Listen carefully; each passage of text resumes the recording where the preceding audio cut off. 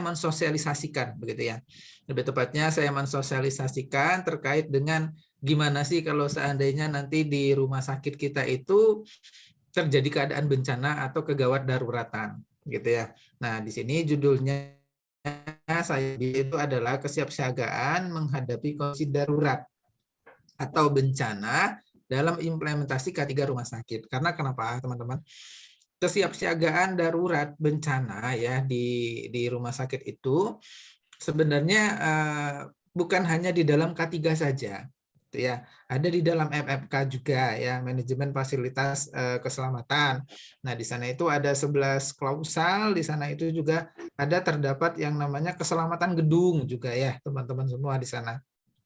Kemudian juga itu ada instalasi sarana dan prasarana, ada IPSRS. Nah, karena kenapa di sini kesiapsiagaan darurat ya, di sini kan ada kata-kata darurat ya, teman-teman. Ini saya full screen dulu ya, teman-teman. Nah, ada kata-kata darurat. Darurat ini ya banyak macamnya begitu ya, teman-teman. Darurat yang bisa disebabkan oleh akibat dari rumah sakit itu sendiri atau produksi kita di rumah sakit itu sendiri, atau mungkin dapat dari bencana gitu ya, dari alam begitu ya. Nah, kalau darurat ini contoh yang darurat itu bisa jadi ledakan bahan kimia di rumah sakit ya kan, atau ledakan tabungan gas ya, atau ledakan kondisi limbah-limbah atau bahan-bahan atau alat bahan yang dapat meledak di rumah sakit, itu salah satu contohnya. Kemudian banyak lagi yang kondisi darurat di rumah sakit itu. Salah satunya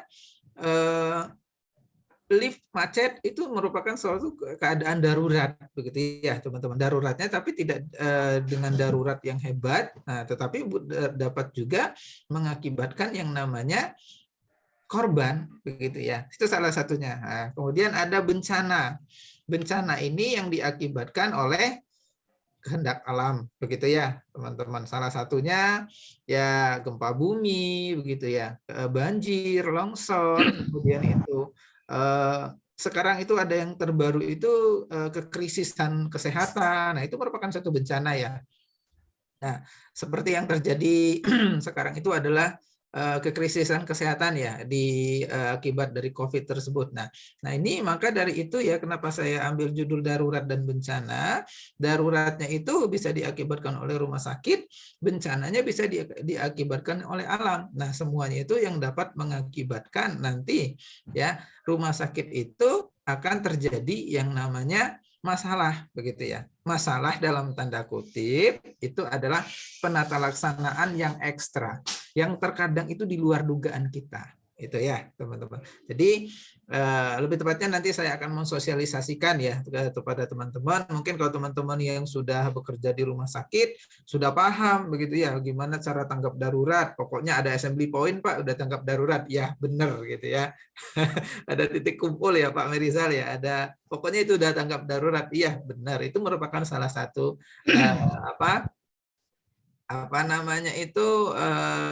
program-program yang harus dilakukan nantinya di rumah sakit begitu ya. Oke, kita bahas ya teman-teman. Bismillahirrahmanirrahim. Kita bahas tentang kondisi darurat dan bencana dalam implementasi. Ingat dulu ya, dalam implementasi ini adalah K3 rumah sakit begitu ya teman-teman. Nah, tapi sebelumnya kita lihat dulu ada dasar hukum yang melandasi ya.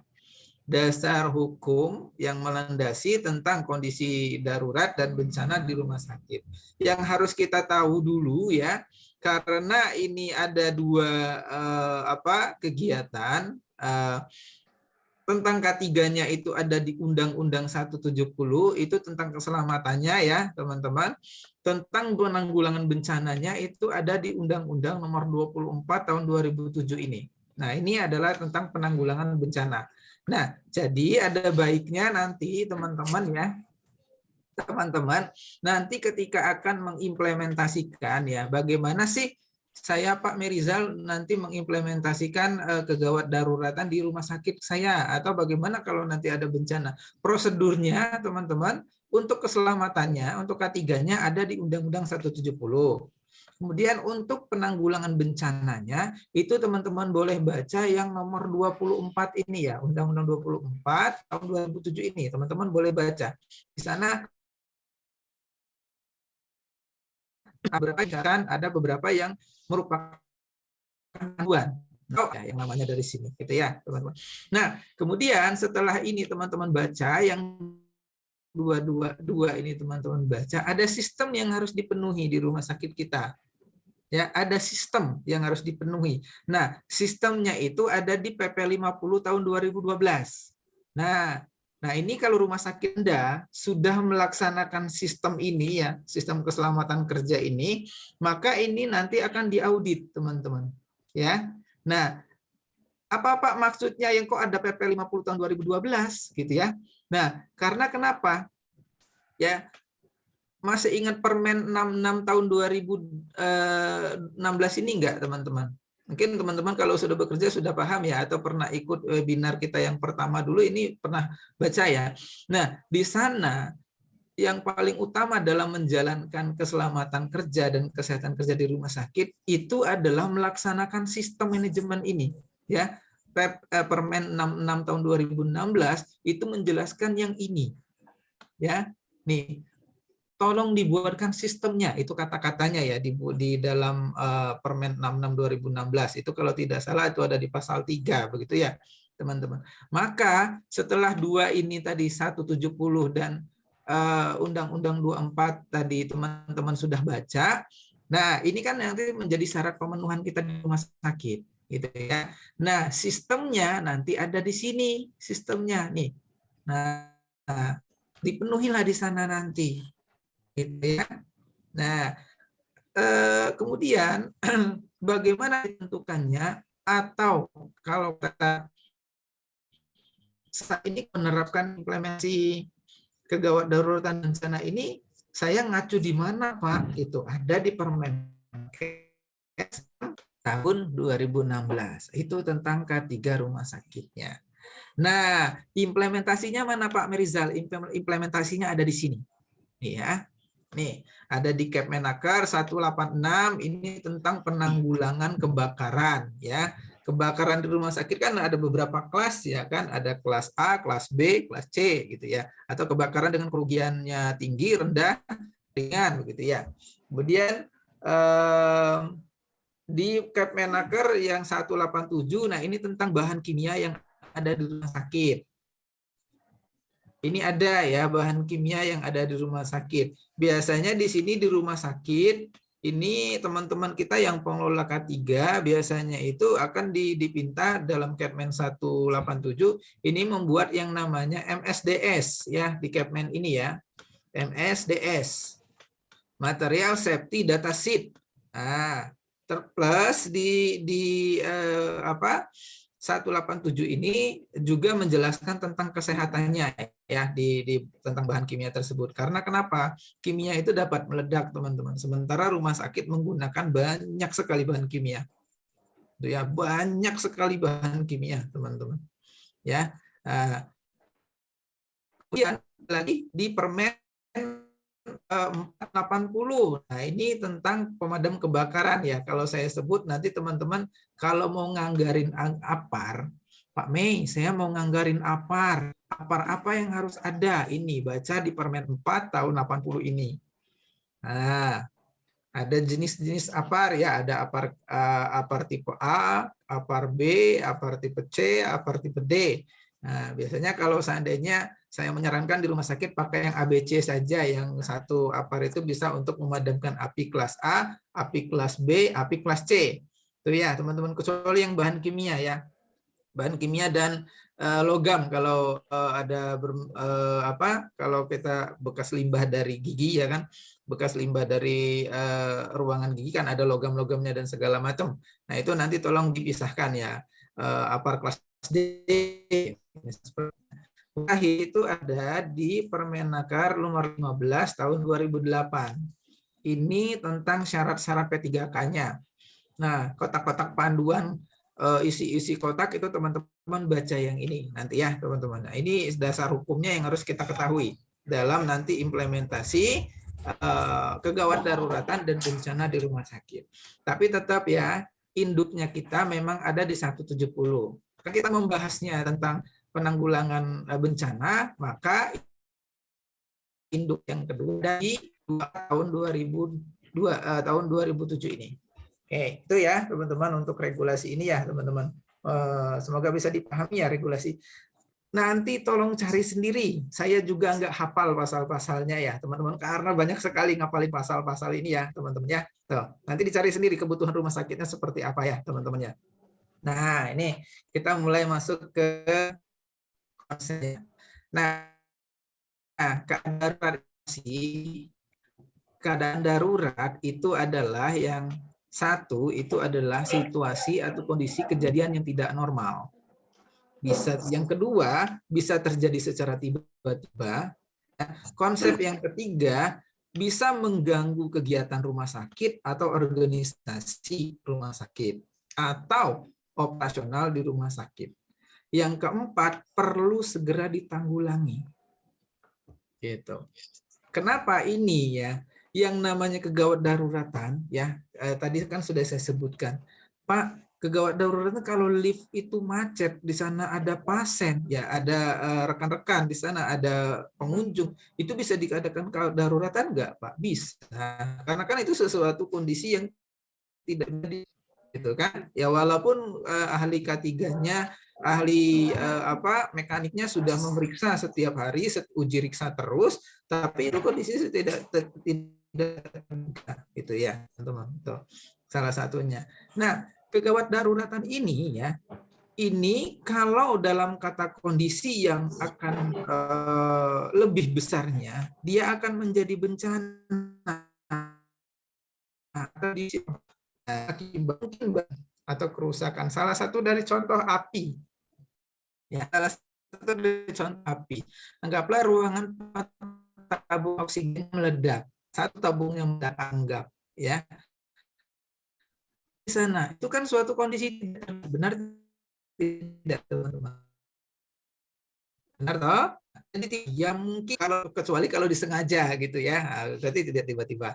Nah, ruangan itu terbakar gitu. Nah, ketika tidak disegera ditangani ya, ahli ketiganya itu tidak punya tim tanggap darurat, rumah sakitnya tidak punya tim tanggap darurat, maka bisa menjadi kebakaran besar pada rumah sakit. Akhirnya apa? Terjadilah disaster ini.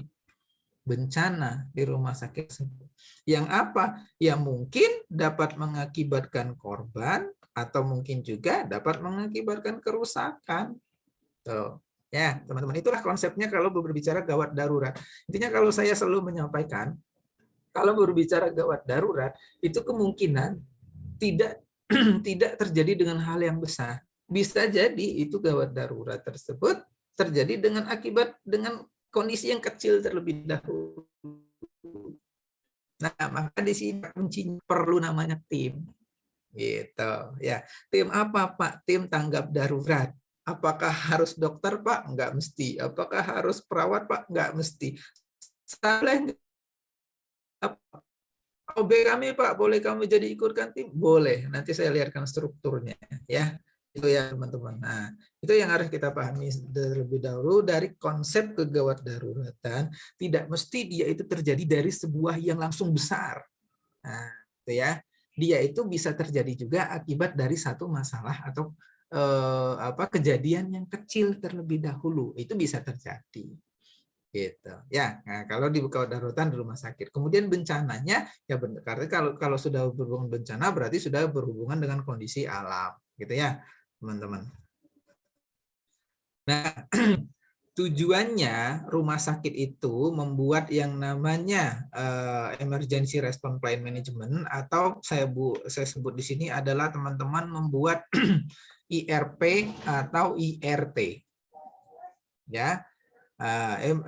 Emergency Response Plan dan Emergency Response Team. Jadi dua itu tidak bisa dipisahkan, gitu ya. Tapi ya jelas kalau sudah ada plan ya berarti memang sudah ada tim dulu ya, IRP atau ERT gitu ya. Nah, tujuannya ini satu itu adalah mempersiapkan diri ya menghadapi semua bencana atau kecelakaan kerja yang mungkin terjadi di rumah sakit. Itu ya. Yang kedua, menekan kerugian material dan korban di rumah sakit tersebut. Yang ketiga, meningkatkan kesadaran semua pihak. Nah, semua pihak akan terjadi keadaan darurat. Karena penting sekali ya, di rumah sakit itu perlu namanya manajemen tanggap darurat atau manajemen emergency response gitu ya. Salah satunya pemasangan alarm, itu kan suatu program dari manajemen gitu ya. Tanggap ada smoke detector, itu kan salah satu programnya gitu ya, dan itu ada di panduan ini teman-teman, ada di Undang-Undang nomor nomor 44 tahun 2009 tentang rumah sakit ya, itu ada di sana juga bahwa rumah sakit pun wajib melakukan yang namanya tanggap darurat gitu ya, di Undang-Undang nomor 44 tahun 2009 itu ya teman-teman. Itu tujuan dari tim tersebut itu adalah ya tadi mempersiapkan diri, menekan kerugian material dan meningkatkan kesadaran semua pihak. Itu ya teman-teman semua. Nah, kemudian ada jenis keadaan darurat yang ada di rumah sakit. Nah, sebenarnya ini bukan di rumah sakit saja ya teman-teman, di semua perkantoran pun bisa. Itu ya. Kalau terjadi hazard alamiah, ya ini tadi ada banjir, ada kekeringan, ada angin topan, gempa bumi, petir. Nah, itu keadaan daruratnya secara alamiah. Kalau faktor operasional ini banyak sekali, mungkin terjadi akibat bahan kimia yang ada di rumah sakit. Peristiwa, maksudnya peristiwa ini adalah kegiatan operasional atau kegiatan-kegiatan yang sedang berjalan di rumah sakit. Ada kebakaran dan ledakan, ada gangguan operasi, seperti kerusakan alat, misalkan itu ya. Nah, gangguan operasi seperti kerusakan alat itu dapat mengakibatkan yang namanya jenis keadaan darurat juga gitu. Nah, kemudian di faktor sosial ada rumor, ada perselisihan dan ada sabotase. Itu makanya ya, apalagi kalau ada sabotase ya, sampai ke yang namanya, apalagi sekarang zaman telemedicine. Ya, saya pernah diwawancarai oleh salah satu publik berita ya di Indonesia. Itu Pak, gimana kalau seandainya kenapa rumah sakit banyak yang gulung tikar karena masalah pandemi? Ya, itu panjang. Itu saya jawabnya itu karena rumah sakit tidak mampu mengikuti perkembangan zaman sekarang. Salah satunya telemedicine. Ya, telemedicine. Salah satunya itu. Nah, tapi telemedicine itu bisa juga disabotase. Itu gawat darurat juga, teman-teman. Tolong teman-teman nanti cari undang-undang Permenkes tentang telemedicine. Itu keluar 2019 kalau tidak salah ya, teman-teman. Itu juga mendapat menyebabkan yang namanya kegawat daruratan juga. Data kita bocor. Gitu. Itu ya, teman-teman. Oke. Nah, kemudian di sini ada di Undang-Undang 170 itu sudah dijelaskan sekali, teman-teman, di pasal 3 ayat 1 itu dijelaskan. Nah, dengan peraturan perundang-undangan ditetapkan syarat keselamatan kerja untuk mencegah, mengurangi dan memadamkan kebakaran. Ya. Mencegah, mengurangi peledakan. Memberikan kesempatan jalan menyelamatkan diri dalam bahaya kebakaran. Nah, maka di sini dibuatkanlah yang namanya evakuasi, jalur evakuasi. Nah, di rumah sakit kan pasti ada. Nah, jadi rumah sakit itu nggak mungkin izinnya tidak akan berdiri ya kalau seandainya jalur evakuasinya juga belum diterapkan juga, gitu. Itu salah satu contohnya. Kemudian ada pengendalian asap, gas, dan suhu. Nah, ini sudah berhubungan dengan kimia.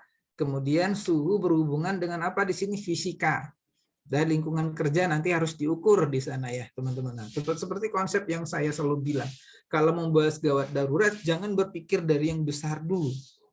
Bisa jadi karena dari suhu. Ya, suhu ruangan yang normal untuk ruang CSSD berapa, misalkan gitu ya. Kalau suhunya terlalu dingin atau di atas atau di bawah nilai ambang batas, itu bisa menyebabkan ledakan, bisa jadi. Itu salah satu contoh-contoh kegawat daruratan. Maka kalau membahas kegawat daruratan di rumah sakit itu sangat kompleks, teman-teman. Ya, berbeda dengan di perusahaan. Kalau di perusahaan migas ya kita selalu berhubungan dengan kimia dan segala macam. Tapi di rumah sakit ini orang multidisiplin ilmu. Kegiatannya multidisiplin ilmu juga, gitu. Tidak hanya kegiatan pelayanan saja, tapi ada pengelolaan limbah, ada pengelolaan aset dan segala macam, ada fisikanya dan segala, ada nuklir bahkan kalau rumah sakitnya sudah besar ya, ada nuklir dan segala macam. Itu harus diwaspadai semua. Maka dari Undang 170 ini sudah dijelaskan di 3 ayat 1 itu. Rumah sakit, karena ini membahas rumah sakit, di sini saya jelaskan tentang rumah sakit. Rumah sakit wajib memenuhi di pasal 3 di Undang-Undang 170 ini. Ini wajibnya rumah sakit memenuhi ya. Gitu. Kemudian beralih ke PP 50 ya. PP 50 itu ada untuk menangani keadaan darurat. Satu itu ada. Nah, kalau cara membacanya, kalau PP 50 ini klausal ya. Ini elemen 6 ya. Ya. Ini elemen 6, ini sub elemen. Nah, 6.7 dijelaskan di rumah sakit nanti di 6 elemen 6 sub elemen 7 itu kesiapsiagaan untuk menghadapi keadaan darurat. Ini kriteria 6.7.1 ini kriteria. Nah, ini teman-teman tolong lihat PP 50 nanti ya. PP 50 tahun 2012 atau boleh nanti saya share deh berikut dengan ininya. Persyaratannya ya. Nah, nanti saya share di terakhir ya, teman-teman. Nah, keadaan darurat potensial itu harus di tempat kerja telah diidentifikasi sejalan dengan Permenkes 66 tahun 2016. Bahwa memang resiko yang ada di rumah sakit itu harus diidentifikasi pertama. Langkah pertama dalam nanti mengendalikan resiko itu adalah identifikasi dulu. Tapi apa yang di sini yang diidentifikasi Pak Mei itu adalah ruangan-ruangan yang berhubungan dengan keadaan lebih darurat. Contoh, ya, ruangan kimia yang bisa meledak.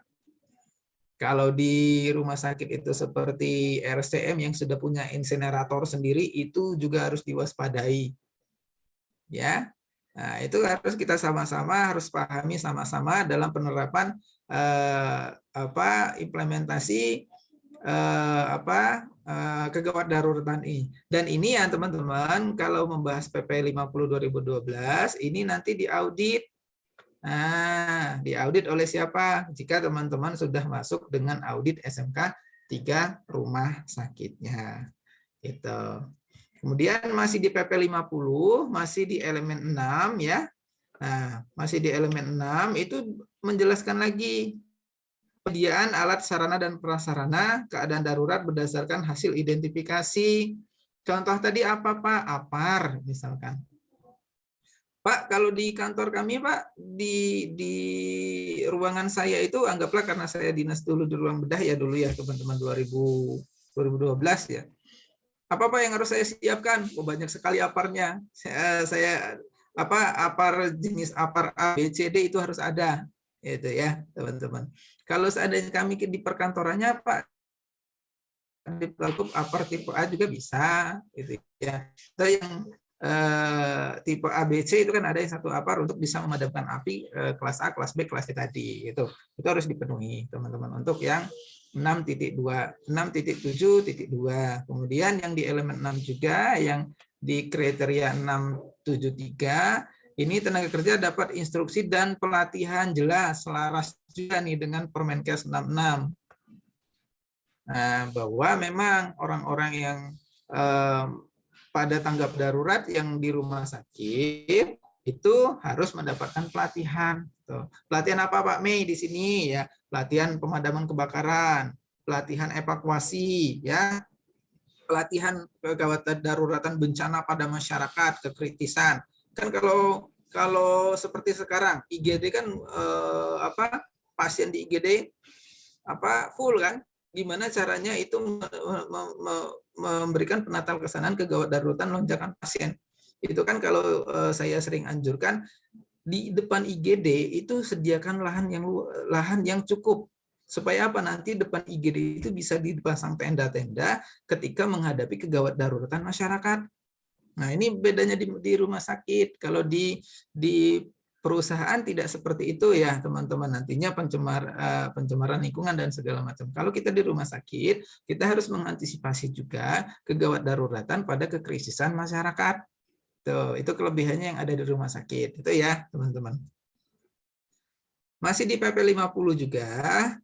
Nah, petugas penanganan keadaan darurat ditetapkan diberikan pelatihan khusus. Nah, oke. Kemudian ada yang namanya SOP di 675.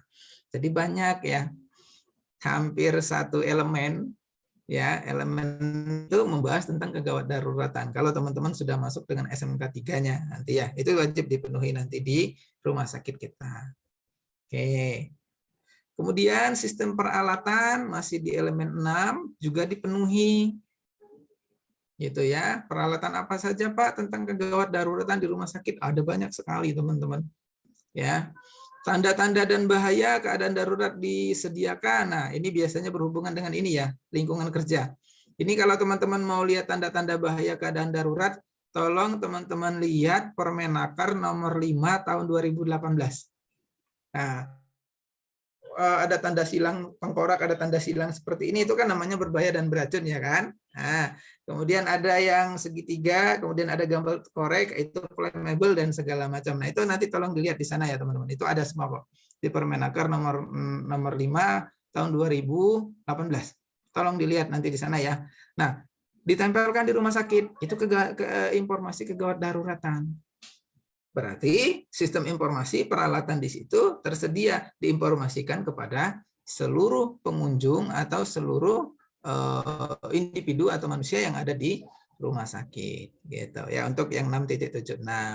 Kemudian 6.77 itu jenis jumlah penempatan. Nah, ini keadaan daruratan itu disesuaikan dengan peraturan dan perundang-undangan.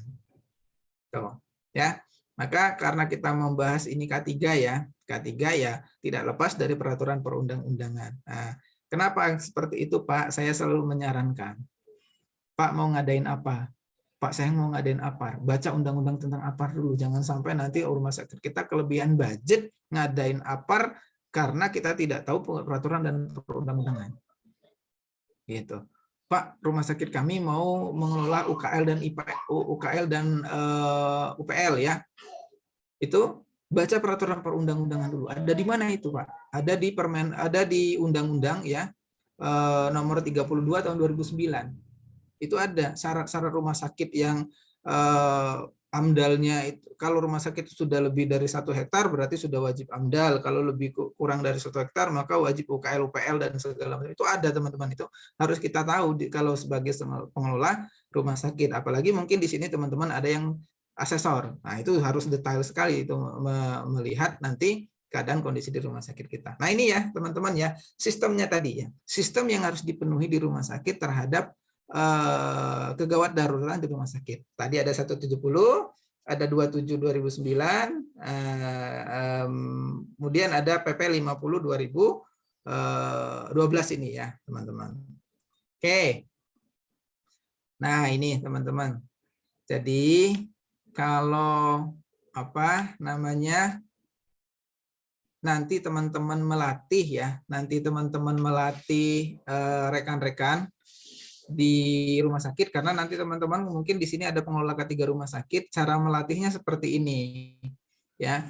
Jadi tim tanggap darurat atau bencana di rumah sakit dia harus paham dulu keadaan darurat, tingkat keadaan darurat di rumah sakit. Ada tingkat 1, tingkat 2 dan tingkat 3. Kalau tingkat 1 itu biasanya dia tidak terlalu berbahaya, tapi cukup mengancam.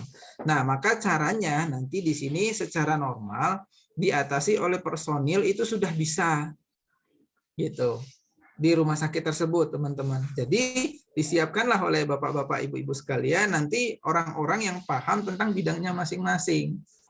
Gitu ya, di laundry misalkan di situ ada tim tanggap daruratnya misalkan 2 orang yang dimasukkan anggota laundry tadi itu ada 2 orang misalkan yang dimasukkan ke dalam timnya, itu tapi harus dilatih gitu ya. Di ruangan misalkan anggaplah karunya, karu ruangan, semua karu ruangan harus paham keadaan tanggap darurat gitu. Jangan sampai nanti ada keadaan darurat, apalagi perempuan ya, kalau kita di ruangan kalau ada kebakaran aja pasti teriak-teriak, bukan malah memadamkan api tapi teriak duluan gitu ya teman-teman, api api api api api katanya kan gitu ya teman-teman semua ya.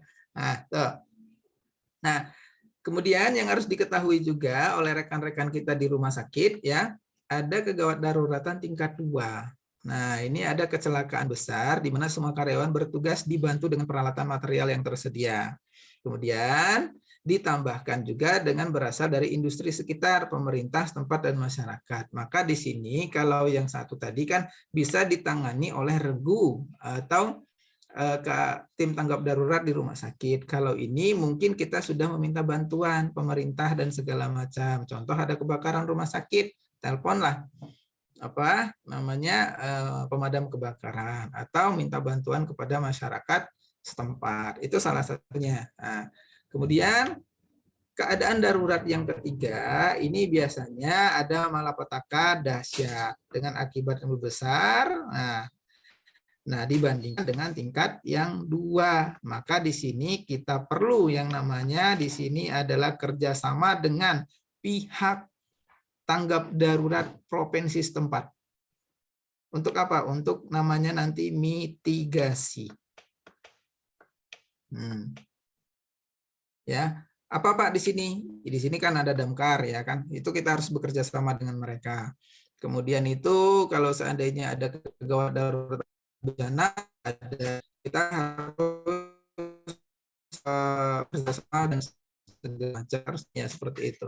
Jadi kalau seandainya apalagi rumah sakitnya di daerah pegunungan, maka wajib tahu informasi dari BMKG gitu ya teman-teman. BMKG akan melaporkan kepada pihak rumah sakit terkoordinir gitu ya, bahwa ini gunung sedang siaga 1 atau siaga 2 atau siaga 3, maka tolong dipersiapkan nanti jika terjadi keadaan kondisi darurat. Sehingga apa ya? Sehingga rekan-rekan yang tim tanggap darurat di rumah sakit sudah akan melaksanakan kegiatan jika ya itu benar-benar terjadi. Tuh, ini kategori yang harus kita pahami. Ya, ini selalu saya jelaskan ya, kalau saya ngajar mahasiswa, saya jelaskan, kamu tolong dong jelaskan tingkat darurat tingkat 1 seperti apa. Bisa nggak ditangani oleh sendiri? Bisa Pak, seperti itu. Oke. Kalau darurat tingkat 3 bisa nggak ditangani oleh sendiri? Sepertinya tidak Pak, karena sudah dia merupakan mungkin sudah berpengalaman. Gitu ya teman-teman, tuh yang harus kita pahami sama-sama. Lanjut.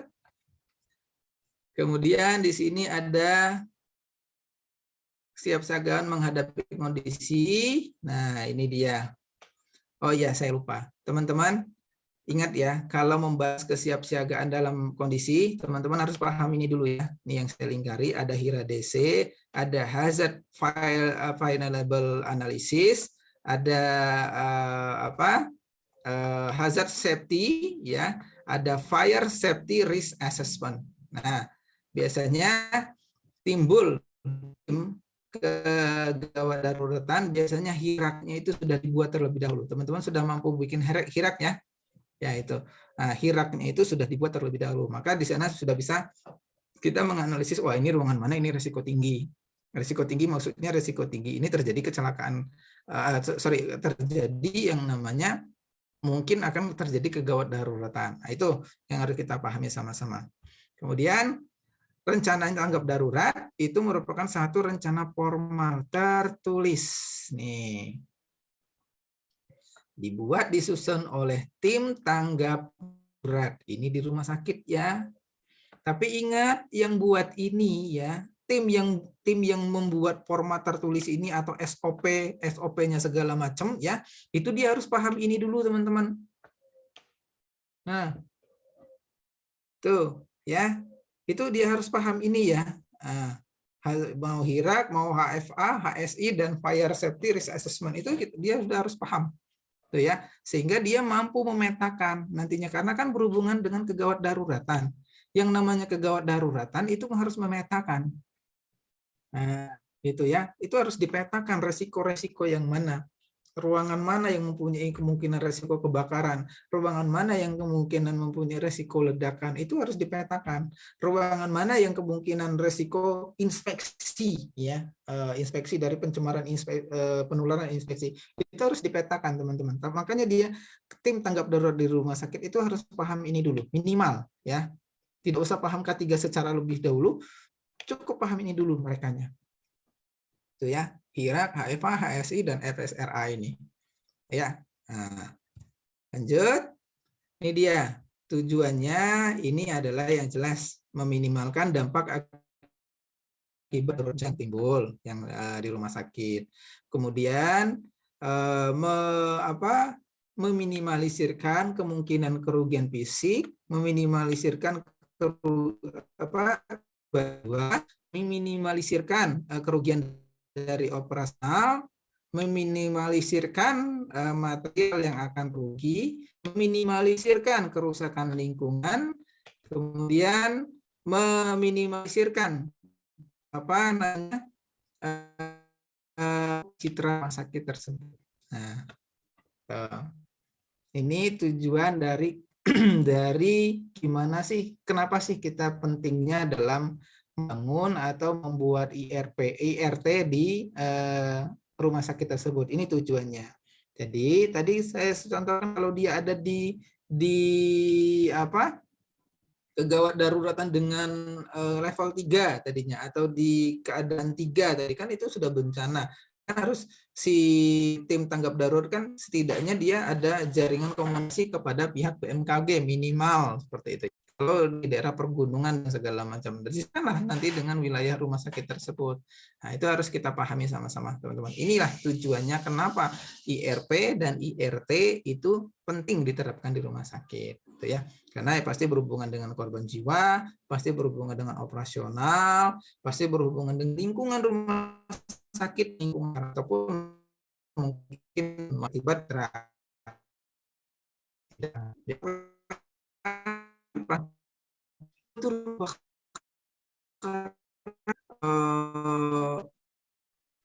sistem pengelolaan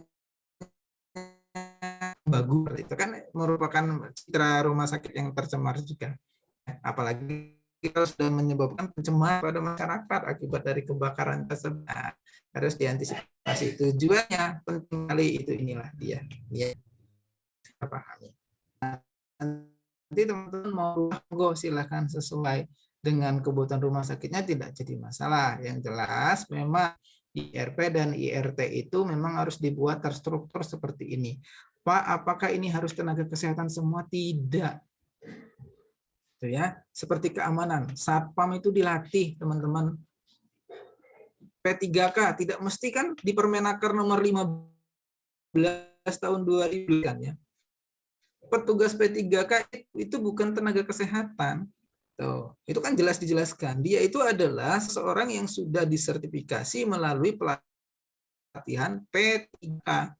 Boleh OB, Pak? Boleh. Ya, itu. Ya. Boleh dari boleh. Ya, teman-teman. Nah, kemudian ada regu damkarnya juga. Ada regu komunikasi, logistik, dan segala macam. Nah, kalau logistik ini lebih baik di IPSRS ya, diambil 2 orang anggota IPSRS untuk beratnya. Pasti ya bercampur ya di sini. Dari satpamnya mungkin dari tim IGD yang cekatan ya boleh nanti diambil beberapa orang masukkan dalam tim regu evakuasi. Nah, ini struktur ini nanti teman-teman ini biasanya diperlihatkan pada saat akreditasi rumah sakit yang senar. Mana Pak struktur regu tim daruratnya, ada nggak Pak? Ada Pak, ini dia Pak, ini strukturnya. Nah, biasanya asesornya kan gitu. Wah, benar nih strukturnya. Iya Pak, ini sudah dilatih. Nah, itu di dalam ini boleh pakai HIRA tadi. Ya. Kalau sudah ada ahli K3-nya atau P2K3 di rumah sakit, tinggal lihat saja atau konsultasi kepada P2K3 di rumah sakit. P2 K3 atau tim K3 rumah sakit. Lihat dong HIRA yang sudah kalian bikin gitu ya. Saya dari tim tanggap darurat mau lihat HIRA yang sudah teman-teman bikin. Nanti kami akan petakan di mana ruangan-ruangan atau wilayah-wilayah yang menurut kami akan menjadi kondisi yang sangat darurat bencana. Itu boleh. Boleh dari HFA juga boleh di sini ambil ya, yang 1 2 3 ini ya. Nah, boleh ya. Nah, kemudian di sini ada pengendalian kondisi darurat atau bencana. Nah, di sini teman-teman boleh pakai apa namanya hierarki ya di sini ya, boleh pakai hierarki nanti. Nah, ini ada di Permenkes 66 ya teman-teman. Nah, dengan cara apa di sini? Nanti kan hierarki dibuat ya. Masih ingat nggak di sini di hierarki tahap keempat hierarki itu adalah apa teman-teman? Masih ingat nggak? Tahap keempat hierarki itu adalah administratif. ADM kan, administratif. Maka di situ adalah pembuatan pedoman. Dijelaskan. Ya, pembuatan pedoman itu harus dibuat, pedoman tanggap darurat. Nih, saya perlihatkan ya. Saya punya dari kementerian, bagus banget teman-teman. Yang dari saya kurang bagus. Nanti saya lihatkan juga yang dari saya. Ini yang dari kementerian, bagus banget nih. Nah, udah kelihatan belum? Bu Ismi udah kelihatan belum, Bu Ismi? Sudah, Pak. Sudah jelas. Nah, inilah panduan teknis kesiapsiagaan tuh. Contohnya seperti ini, teman-teman. Nah, ini dari Kementerian Kesehatan Kerja dan Olahraga, ini milik Kemenkes ya, teman-teman. Boleh nanti saya share ya ke teman-teman, nanti saya kirim ke Pak Denny, nanti Pak Denny minta tolong share ke teman-teman yang lain ya. Nah, ini nih. Nah, ini dia daftar isinya. Teman-teman boleh lihat nih nanti di sini ya. Panduan itu sudah ada semua. Tuh ya, teman-teman. Nah, mulai dari kondisi darurat bencana, pengertiannya apa, identifikasinya gimana, menilai resikonya, kesiapsiagaannya bagaimana, sampai dengan pelatihan dan simulasinya ada. Coba saya bukakan satu ya. Kita lihat misalkan identifikasi bencana dan risiko ya. Nah, tinggal kita lihat saja di sini apa yang harus kita petakan di rumah sakit. Bab 2 tadi ya, kalau tidak salah ya. Nah, identifikasinya ini tinggal nanti teman-teman baca saja di sini. Nanti terapkan di rumah sakitnya teman-teman.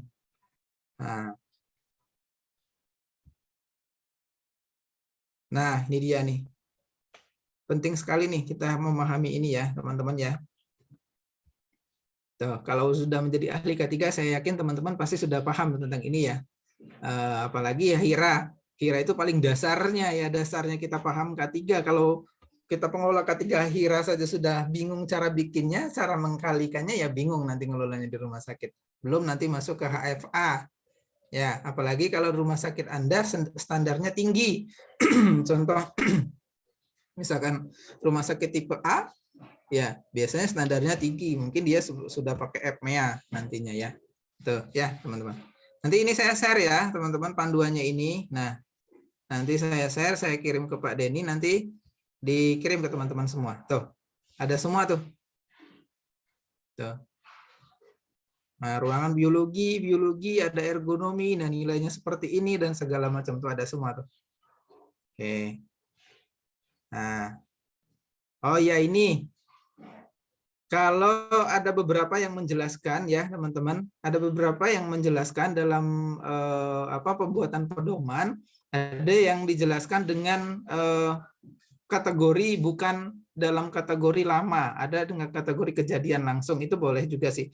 Kalau di sini dijelaskan ya dalam kejadian 5 tahun, kalau seandainya jarang, kalau seandainya terjadi kebakaran, maksudnya kebakaran tersebut sangat sering dalam hitungan minggu atau bulan atau ledakan gas, itu dikasih nilai 5. Monggo silahkan sesuaikan saja dengan nanti rumah sakitnya masing-masing. Mau pakai yang ini boleh, mau pakai yang tidak dengan pengkalian atau kemungkinan probability, tidak dengan lama kegiatan, tapi dengan kemungkinan yang akan terjadi nanti, boleh. Monggo silakan. Oke, ini ya contohnya ya teman-teman. Ini pedoman teman-teman. Nih. Nah, inilah pedomannya nanti yang harus dibuat oleh teman-teman. Oke. Saya kembalikan lagi ke slide ya. Nah, PR saya satu ini ya, nge-share pedoman ini ya. Nanti Hiranya bikin sendiri di rumah sakitnya masing-masing, jangan minta saya yang bikin ya. Nggak selesai nanti materinya ya. Kemudian membentuk tim tanggap darurat sudah. Ini tim tanggap daruratnya. Ya, nanti sesuaikan saja dengan rumah sakit Anda masing-masing ya. Mau dirubah otak-atik, mau dibelok-belokin kemana hierarkinya monggo, silahkan sesuaikan saja. Nah, kemudian menyusun standar SOP. SOP banyak ya teman-teman. SOP pemadaman api itu coba teman-teman lihat apa namanya Permenaker Trans nomor 4 tahun 2000 tahun 1980. Nanti tolong dilihat di sana. SOP bahan kimia nanti di Kepmen 187 tahun 2000 tahun 1998 dan segala macam. Nanti sesuaikan saja keadaan kondisi darurat pembuatan SOP-nya. Disesuaikan dengan satu di sini ya, teman-teman, saya kasih tanda di sini itu adalah PUU. Peraturan Perundang-undangan. Pembuatan SOP itu harus sesuai dengan PUU. Gitu ya. Nah, kemudian yang terakhir yang kelima dalam Permenkes 66 tahun 2016 itu dijelaskan juga ada simulasi tanggap darurat. Nah, ini dilakukan berdasarkan penilaian analisis resiko dan bencana. Ini jelas teman-teman. Ini bukan saya yang bikin tapi kementerian yang bikin ya. Yang ini jadi saya itu cuma mensosialisasikan kepada teman-teman. Ini kata-kata ini saya sosialisasikan kepada teman-teman bahwa ini. Tapi ingat teman-teman, kalau nanti berhubungan dengan akreditasi ya setidaknya kalau pelatihannya ya jangan pelatihan kita internal banget lah gitu ya. Datangkanlah misalkan dari standar ID ke rumah sakit Anda untuk latih dong SDM kami. Nanti kan standar ID kan punya legalitas mengeluarkan sertifikat. Nah, sertifikat itulah dibuktikan pada saat nanti pada saat akreditasi. Itu ya, teman-teman ya. Tuh. Tapi kalau seandainya teman-teman mengadakan di manajemen diklat sendiri kan di rumah sakit kan ada manajemen diklat sendiri ya. Nah, dilatihkan secara internal, biasanya asesor minta yang memang kredibel gitu ya, teman-teman. Karena saya punya pengalaman ya, teman-teman. Itu ada sertifikat PPI yang dipalsukan, begitu ya. Tidak tahu itu dapat dari mana ketika rekan saya yang asesor melakukan inspeksi ke sana tidak bisa menjawab ya akhirnya mau bagaimana begitu ya mendapatkan pengurangan nilai kan lumayan nilai 1 2 3 4 itu ya kan teman-teman ya kalau kita akreditasi kan ada nilai 1 2 3 4-nya gitu ya tertinggi itu 4 biasanya 4 atau 5 dan segala macam itu ya paham ya yang ini ya teman-teman ya salah paham ya oke. Nah, ini elemen pokok dan standarnya. Standar tadi, siapkan standar SOP kebijakan tanggap darurat, siapkan juga SOP identifikasi, siapkan juga SOP pre-planning, siapkan juga SOP penyusunan keadaan darurat atau prosedurnya, siapkan juga organisasinya, SOP-nya, maksudnya standarnya di sini ya, standar dalam elemen-elemen pokok ini. Sampai dengan inspeksi dan audit. Ini ada teman-teman yang di bagian IRT atau Emergency Response Team, berarti ya memang tugasnya membuat yang 10 ini nantinya. Ini SOP-nya. Ya, nanti tolong dibuatkanlah SOP yang seperti ini ya. Pembimbingan dan pelatihan berapa tahun sekali jelaskan di SOP-nya. Kami komunikasi kepada siapa, misalkan kepada BMKG, misalkan 119, pihak polisi, dan segala macam, kami ada komunikasi, disiapkan SOP-nya. Terus dicantumkan nomor-nomornya di SOP-nya itu ya teman-teman. SOP investigasi ini menarik sekali kalau membahas ini ya. Kita di rumah sakit itu ada 6 langkah investigasi kecelakaan kerja di rumah sakit dan pelaporannya. Tuh. Itu disiapkan juga SOP-nya. Jadi ada PR teman-teman nanti di rumah sakit membuat 10 SOP ini. Tuh ya. Nah, ini dia rinciannya. Kalau kebijakan tanggap darurat, itu teman-teman itu harus sesuai dengan kebijakan manajemen. Kenapa, Pak? Ya, kebijakan manajemen harus sesuai. Teman-teman masih ingat pernah membaca Undang-Undang 13 tahun 2003 enggak? Di pasal 87 itu kan ada tentang SMK 3. Jika karyawan kita sudah lebih dari 100 ya kan, rumah sakit kan kemungkinan lebih ya kan, itu memang sudah wajib ya seharusnya. Bahwa di sana dijelaskan bahwa kebijakan K3 itu harus terintegrasi dengan sistem manajemen perusahaan atau rumah sakit. Di situ dijelaskan di pasalnya itu teman-teman. Maka di sini di kebijakan tanggap darurat ini ya memang dia harus kebijakan sesuai dengan kebijakan manajemen. Karena kenapa? Saya bilang di sini kebijakan manajemen itu bukan untuk saya sendiri. Bukan untuk rumah sakit sendiri, tapi menyangkut berbagai banyak organisasi dan sumber daya yang ada. Makanya kebijakan itu dibuat bukan untuk menguntungkan kita sendiri, tapi itu untuk mengarahkan itu semua yang ada di anggota atau kru atau pekerja yang ada di rumah sakit. Itu ya, itu kebijakan tersebut. Nah, nanti silahkan bikin kebijakan tanggap daruratnya, tapi disesuaikan dulu tuh dengan sistem manajemennya. Kalau seandainya belum ada, Pak, belum di kebijakan manajemen kami, Pak, di kebijakan tata kelola rumah sakit belum ada ya, Pak. Nah, nanti silakan komunikasi sama direkturnya. Pak Dir, belum ada ya Pak Dir yang ini, Pak Dir, tambahkan nggak nih Pak Dir, gitu ya. Nah, enggak lah, nanti keterampilan teman-teman komunikasi kalau seperti itu ya, teman-teman semua ya. Oke. 2, identifikasi keadaan darurat. Nah, ini tadi dengan cara apa? Ini nanti yang cikal bakal pembuatan yang nanti pemetaan. Nah, maka di sini tolonglah nanti dibuat SOP tentang identifikasi keadaan darurat. Identifikasi ini dari semua lini lingkungan rumah sakit. Ya, syarat nomor 2 ini. Syarat nomor 2 ini harus paham semua lini lingkungan pekerjaan di rumah sakit. Tuh. Nah, misalkan di bagian rawat inap, misalkan yang familiar kan rawat inap ya, itu identifikasi apa yang harus kita identifikasi ya.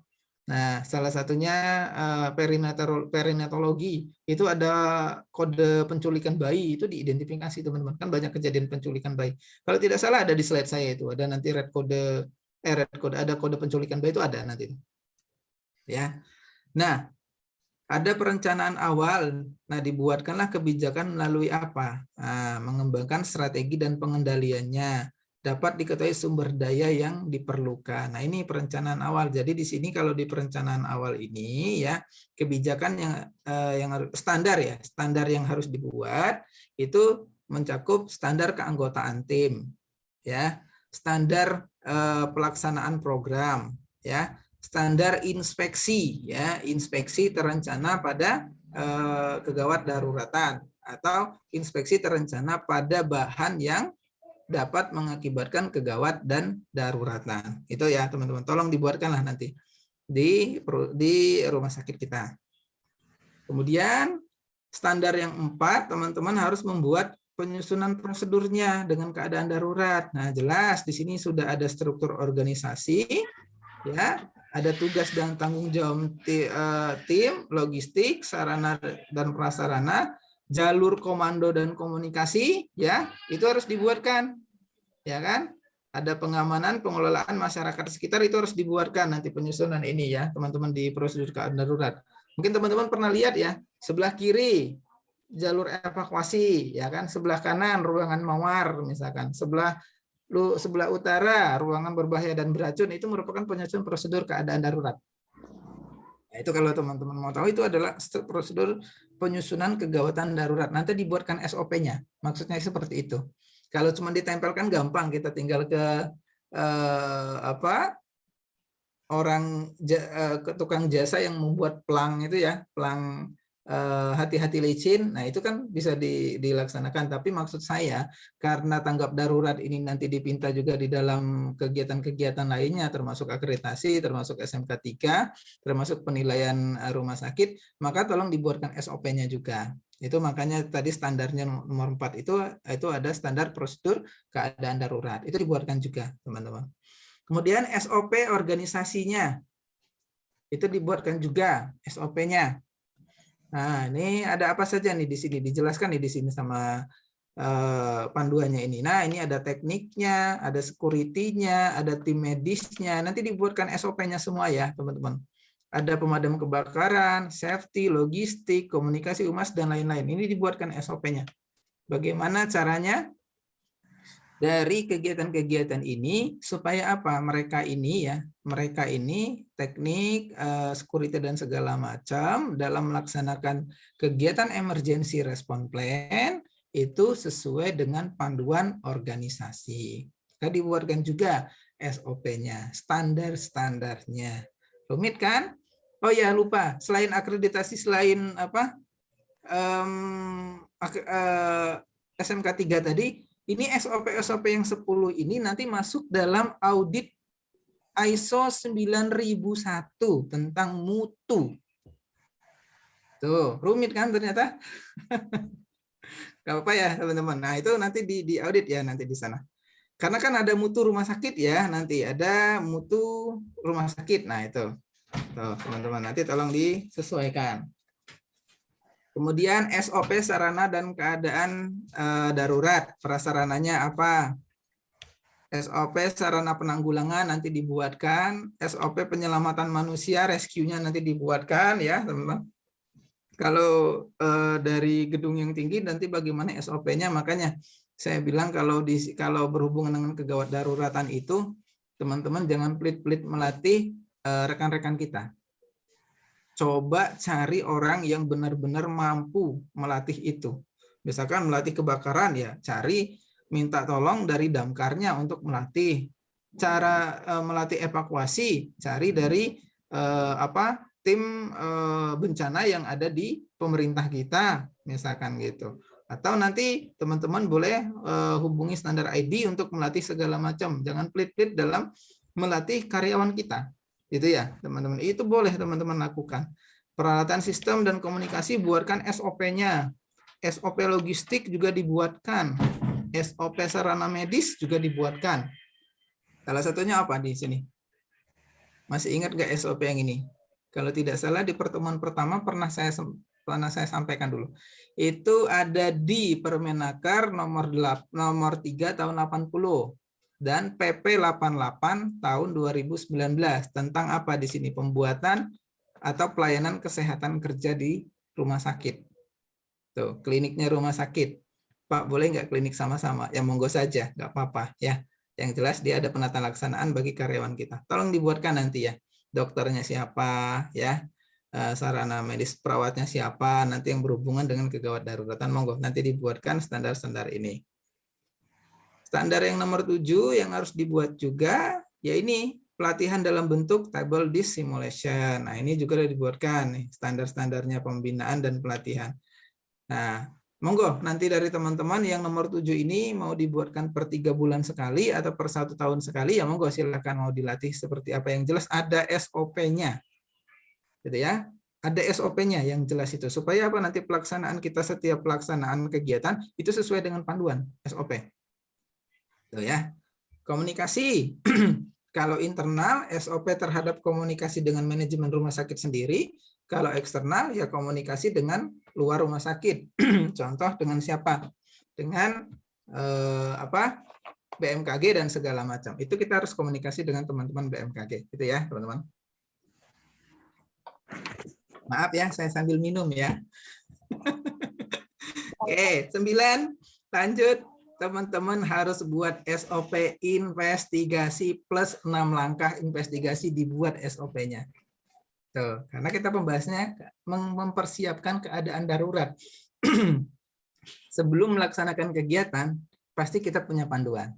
Nah, contoh saya mau dari rumah saya mau jalan ke Malioboro, pasti saya sudah punya arahan. Wah, nanti saya lewat Gamping, lewat Demak Ijo dan segala macam. Mungkin ada orang Jogja ya. Nah, begitupun teman-teman nanti akan melakukan yang namanya pembentukan IRP. Pembentukan IRP. Pembentukan IRP sudah ada IRT dulu ya. IRT itu timnya dulu, baru bentuk IRP-nya, respon plan-nya. Respon plan-nya itu harus sesuai dengan SOP. Oke. Baru nanti ada SOP inspeksi dan audit. Nah, ada ya di sini. Jelas ada 10 jenis SOP yang nanti akan dibuat. Nah, nanti sesuaikan saja dengan rumah sakitnya masing-masing. Oke. Nah, ini ada tingkat kesiapsiagaan kondisi darurat di rumah sakit nih, teman-teman. Ini di panduan ada ya, di panduan yang nanti akan saya share ini ada di sini. Nah, status kondisi darurat 1 bencana itu adalah kalau kita bahas itu adalah ke rumah sakit tersebut darurat tersebut dalam keadaan awas. Berarti apa maksudnya di situ? Itu kondisi darurat bencana yang dapat diselesaikan dengan bantuan pihak luar. Masih ingat tadi ya, berarti yang kondisi tingkat kesiapsiagaan tadi, yang nomor 1 yang tadi saya jelaskan, yang semua karyawan itu harus paham. Kondisi 1, kondisi A, kondisi 1, kondisi 2, kondisi 3, atau teman-teman kasih label merah, label oranye, dan label kuning. Itu harus paham, dan itu kalau bisa ditempel di setiap ruangan. Gitu, ditempel setiap ruangan. Jadi ketika terjadi kegiatan ini nanti rekan-rekan kita atau teman-teman kita yang di kantor itu paham, wah ini dalam kondisi merah, nanti tekan tombol tersebut, kondisi merah dan segala macam. Berarti ya memang nanti kan terorganisir, yang lain menghubungi pihak luar, bantuan pihak luar. Kalau kondisi tingkat 2, dia siaga, rumah sakit kondisinya dalam keadaan siaga, gitu ya. Nah, labelnya merah, orange gitu ya. Nah, berarti di sini kondisi darurat atau bencana dapat diselesaikan oleh internal rumah sakit, gitu ya. Waspada kuning, nah, waspada kodenya itu kuning, kondisinya ya dapat diselesaikan dengan oleh bantuan kerja unit instalasi terkait, begitu ya, teman-teman. Ini ditempelkan masing-masing. Misalkan kalau seandainya di rumah sakit itu terjadi kegawat darurat atau ledakan tabung gas di ruangan mawar, itu masuk dalam label mana, teman-teman? Label pasti masuk label kuning kan, karena dia hanya satu instalasi tersebut, atau ruangan mawar saja, atau ruangan melati saja, atau terjadi penculikan bayi, nah, di ruangan perinatologi. Nah, itu masukkan di dalam label kuning dulu, tapi dia juga bisa nanti setelah itu diidentifikasi masuk dalam label merah, gitu ya. Karena penculikan bayi masuk dalam keadaan gawat darurat, teman-teman. Kenapa bisa terjadi penculikan bayi? Sistem keamanan rumah sakit yang tidak sesuai. Bahkan yang sesuai pun masih bisa terjadi penculikan bayi. Itu ya, teman-teman. Nah, asal jangan lihat dari sinetron-sinetron. Kalau lihat dari sinetron-sinetron kan cuma ganti baju doang bisa nyulik bayi. Nah, itu. Oke, paham ya teman-teman, ini tingkat kesiapsiagaan. Tingkat kesiapsiagaan ini bukan hanya dipahami untuk anggota IRT saja, tapi harus semua karyawan. Saya selalu menekankan itu, Pak, itu harus ditempel supaya semua karyawan itu harus paham. Gitu. Nah, ini ada lagi nih teman-teman. Nih teman-teman boleh lihat ini ya nanti ya. Ini kalau mengadakan nanti pembuatan arah evakuasi, SNI-nya ada di sini. Sesuai SNI ada di sini ya. Nanti dibaca ya SNI ini ya. Download juga ya kalau bisa ya. Download, baca, SNI dibaca nanti gimana. Nah, ya, salah satu saya bacakan saja, minimal 20 cm sampai dengan 40 cm dari lantai. Maksudnya ini ya, label-label ini atau tanda-tanda informasi ini nanti panduannya, penempatannya sesuaikan dengan ini. Gitu ya. SNI-nya ada di SNI yang ini. Gitu ya. Tuh. Ini untuk rumah sakit ya, teman-teman ya. Kemudian ada lagi masih pakai SNI yang 2000 tadi ya, teman-teman. Nah, jalur evakuasi, kemudian ada evakuasi seperti ini terpasang di dinding dengan ketinggian dari 20 sampai 40 cm. Nah, baca lagi SNI ini nantinya. Nah, itu kalau saya ya, teman-teman, dalam menganggarkan apapun, salah satunya papan informasi deh seperti ini ya. Contoh desain papan informasi seperti ini. Saya selalu berhubungan dengan regulasi terlebih dahulu. Saya lihat, kalau saya diminta oleh atasan, Mas Mei, tolong dong siapkan APD.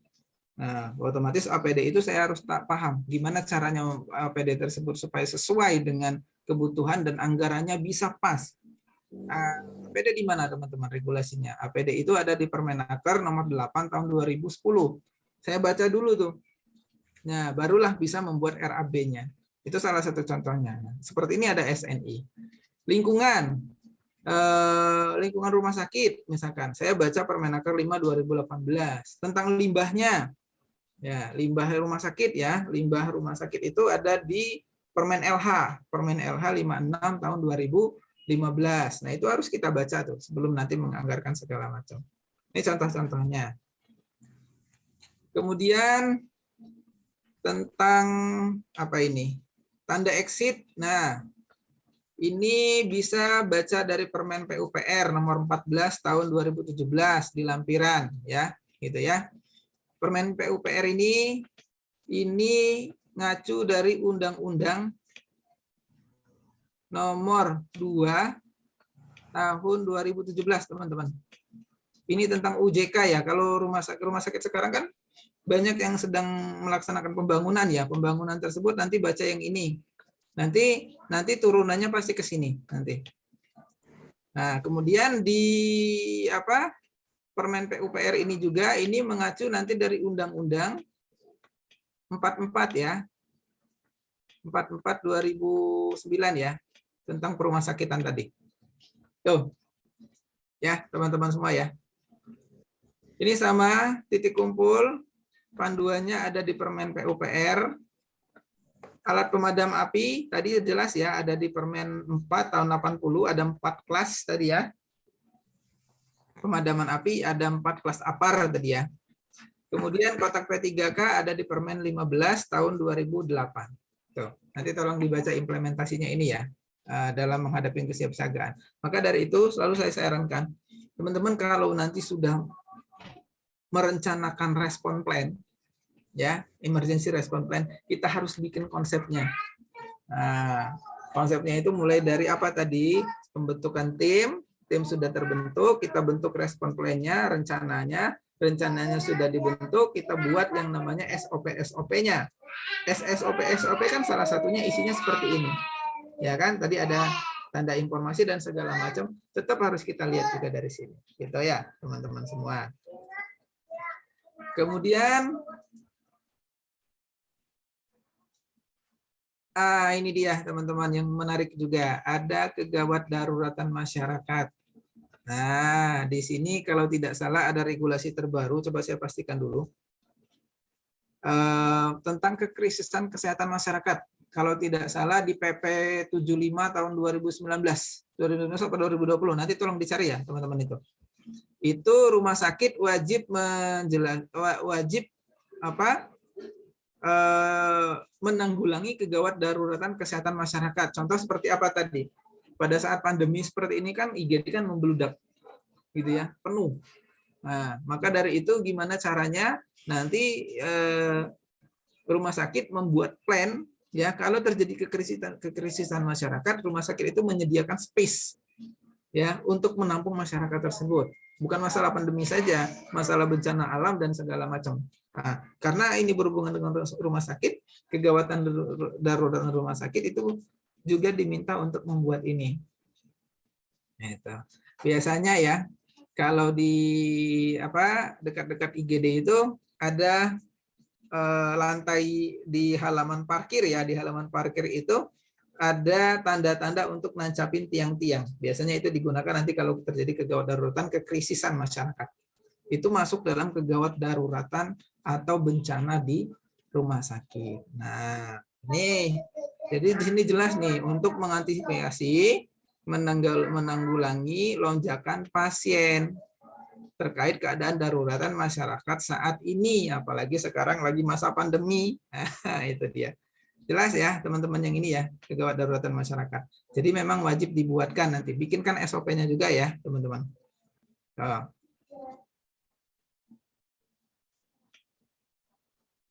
Nah, kemudian di sini ada alur pengaktifan bencana rumah sakit. Nah, pasti dari manajemen pertama ini. Nah, Kepala IGD melapor sampai dengan pimpinan rumah sakit berdasarkan informasi lapangan. Kalau berhubungan kegawat daruratan ya. Kegawatan daruratan masyarakat maksudnya ya. Jadi Kepala IGD harus melapor dulu ke rumah sakit, ke manajemen. Kemudian pimpinan rumah sakit memberikan instruksi kepada tim investigasi KLB untuk melaksanakan asesmen lapangan secara tepat. Nah, berarti dari pihak rumah sakit datang tuh ke lapangan, gimana nih, banyak nggak lonjakan? Kalau lonjakan nanti kan dari pihak tim investigasi langsung lapor ke rumah sakit. Sepertinya pasien akan membludak, tolong disiapkan di parkiran itu kegawat daruratan seperti itu ya kan. Nanti disiapkan tenda-tenda dan segala macam. Itu ada syaratnya tersendiri. Gitu ya. Bahkan itu nanti diaudit juga di dalam suatu audit mutu rumah sakit dan akreditasi rumah sakit. Nah, kemudian tim investigasi melapor hasil asesmen kepada pimpinan, ya. Pimpinan rumah sakit mengaktifkan tim penanggulangan bencana rumah sakit, direktur medik keperawatan sebagai insiden commander, nah, berarti sudah disiapkan. Baru tim bencana segera koordinasi posko yang sudah ditetapkan. Tuh. Spesialnya kegawat daruratan rumah sakit ya ada untuk kegawatan daruratan masyarakat. Karena kemungkinan juga bisa terjadi, apalagi pada masa pandemi kemarin, wah itu membludak semua, gitu ya teman-teman. Ini saya cerita sedikit ya. Pada tahun 2017 ya, ada mahasiswa saya sedang praktek manajemen keperawatan ya pada saat itu ya. Kebetulan kebagian di manajemen di ruangan IGD, ya. Itu RSUD ya, saya tidak usah sebutkan namanya RSUD, yang jelas di Tangerang saja, karena saya 2017 masih di Tangerang, begitu ya. Nah, karena tidak ada tim tanggap darurat, tidak ada kegawat darurat untuk masyarakat, maka itu menjadi penilaian. Nah, kan ada metrik IFE, ada metrik EFE ya dulu itu ya. Nah, maka itu dibuat oleh mahasiswa saya, di kelompok mahasiswa saya diajukan kepada direktur rumah sakit, dan alhamdulillah 2 bulan itu direktur rumah sakit melapor kepada institusi bahwa sudah dibuatkan kegawat daruratan masyarakat. Itu salah satu contoh yang dibuat di rumah sakit, jadi ada kegawat daruratan masyarakat. Oke. Nah, ini dia teman-teman. Ada kode-kode yang di rumah sakit. Kode blue ya kegawat daruratan medik, kode merah kebakaran, ya. Merah muda penculikan bayi, tuh. Kode hijau green kejadian gempa bumi, kode hitam ancaman bom, tuh.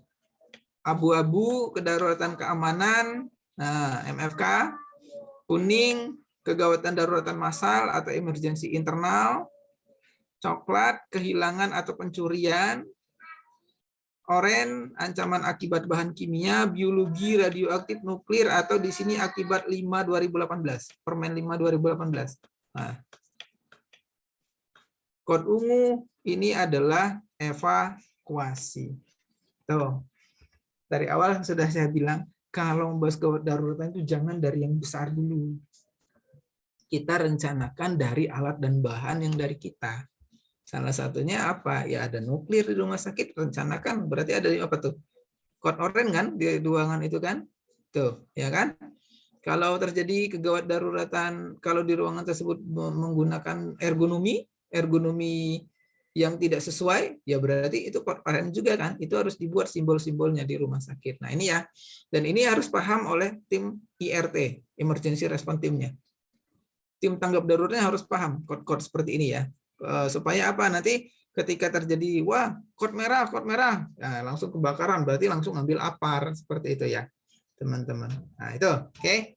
Ini untuk kodenya, nah, kode-kode yang ada di rumah sakit. Ini flowchart-nya, persiapan tanggap darurat. Nah jadi dari monitoring K3 itu jika terjadi keadaan darurat, lakukan penanganan segera. Kalau yang terjadi di sini, ya. Nah, jika tidak terjadi keadaan darurat, dilakukan pelatihan uji coba. Nah, ini ya, saya tandain ya. Nih. Nih ya, teman-teman coba dilihat. Nih. Tuh. Oke.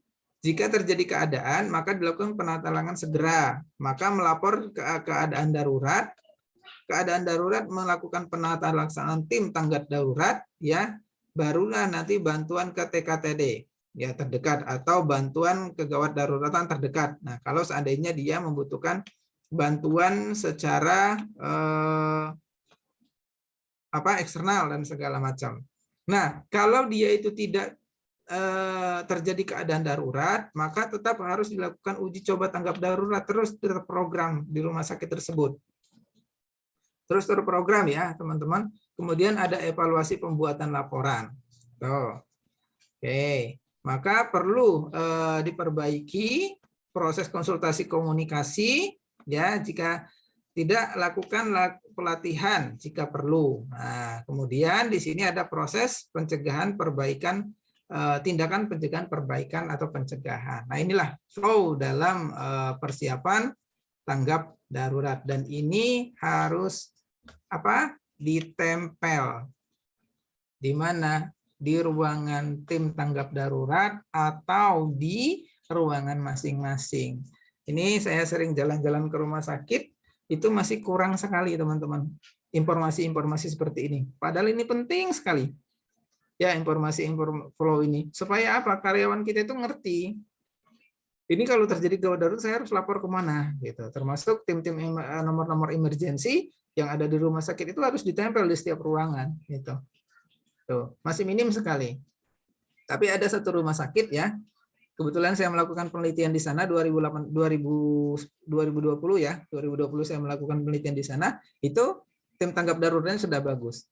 Sudah mereka kode-kode itu sudah tahu semua, sudah ditempel di masing-masing ruangan. Kemudian flow-flow seperti ini mereka juga tempel di masing-masing ruangan juga.